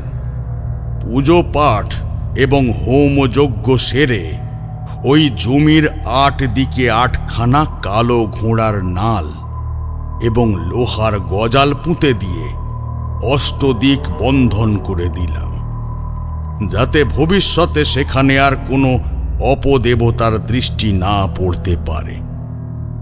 তারপর একখানা রূপোর তাবিজের ভেতর রক্ষাকালীর নির্মাল্য ভরে সেখানাকে একখানা মাটির সরায় ভরে লাল শালুর কাপড়ে মুড়িয়ে জমির উত্তর দিকে 18 হাত গর্ত খুঁড়ে পুঁতে দিলাম। আর পুণ্যশশীকে বললাম, যদি সম্ভব হয় তবে সেখানে যেন একখানা রক্ষাকালীর বেদি স্থাপন করে। ভদ্রলোক আমার প্রতিটা নির্দেশ অক্ষরে অক্ষরে পালন করেছিলেন। এখন তো শুনেছি ওখানে বিরাট বড় বাগান বাড়ি তৈরি করেছেন। প্রতি বছর আষাঢ় মাসের অমাবস্যায় মহা ধুমধাম করে রক্ষাকালী পুজো করেন। বহুবার যেতে বলেছেন, কিন্তু নানান ব্যস্ততায় যাওয়ার হয়ে ওঠেনি। গল্প শেষ করে তারানাথ থামল। কিশোরী একটা আড়মোড়া ভেঙে হাত ঘড়ির দিকে তাকিয়ে বলল, আরে নাও হে, ওঠো, এবার 8:45 বাজে, এরপর আর ট্রাম পাবে না। না পেলি বা ক্ষতি কি? এইটুকু তো পথ, হেঁটেই মেরে দেবোক্ষণ। তারপর তারানাথকে বললাম, একটা খটকা কিন্তু রয়েই গেল ঠাকুরমশাই। সে রাতে যে মেয়েটি আপনাকে বাঁচালো তার পরিচয়টা কিন্তু জানা গেল না। গোঁফদাড়ির জঙ্গলের ভেতর থেকে মৃদু হাসল তারানাথ। মনে করে দেখো, পড়ে যাওয়ার ঠিক আগের মুহূর্তে আমি মধুসুন্দরী দেবীর ধ্যান মন্ত্র জপ করেছিলাম। তারপরেই অদ্ভুত সুবাসে ভরে উঠেছিল চারিদিক। গন্ধটা আমার চেনা চেনা লাগলেও তখন বুঝতে পারিনি, পরে মনে পড়েছিল। বরাকর নদীর ধারে শালবনে যখন প্রথম দেবীর দর্শন লাভ হয়েছিল, তখনও ঠিক এমনই গন্ধ পেয়েছিলাম। তবে সেদিন কিন্তু দেবী তার সরৈশ্বর্যশালিনী শক্তিরূপিণী যোগিনী বেশে আমাকে রক্ষা করতে আসেননি, এসেছিলেন আমার চারির ছদ্মবেশে। যেহেতু তিনি কন্যা রূপে আমার কাছে ধরা দিয়েছেন, তাই তার হাত দিয়েই সাক্ষাৎ মৃত্যুর হাত থেকে রক্ষা করেছেন আমায়। এ জগৎ বড়ই বিচিত্র, তদুপরি বিচিত্র এই তারানাথ তান্ত্রিক। তাঁকে বোঝা আমাদের গম্য নয়। আমি আর কিশোরী পরস্পরের মুখ চাওয়াচাওয়ি করে তারানাথকে একটা নমস্কার করে উঠে পড়লাম। এবার বাড়ি যেতে হবে।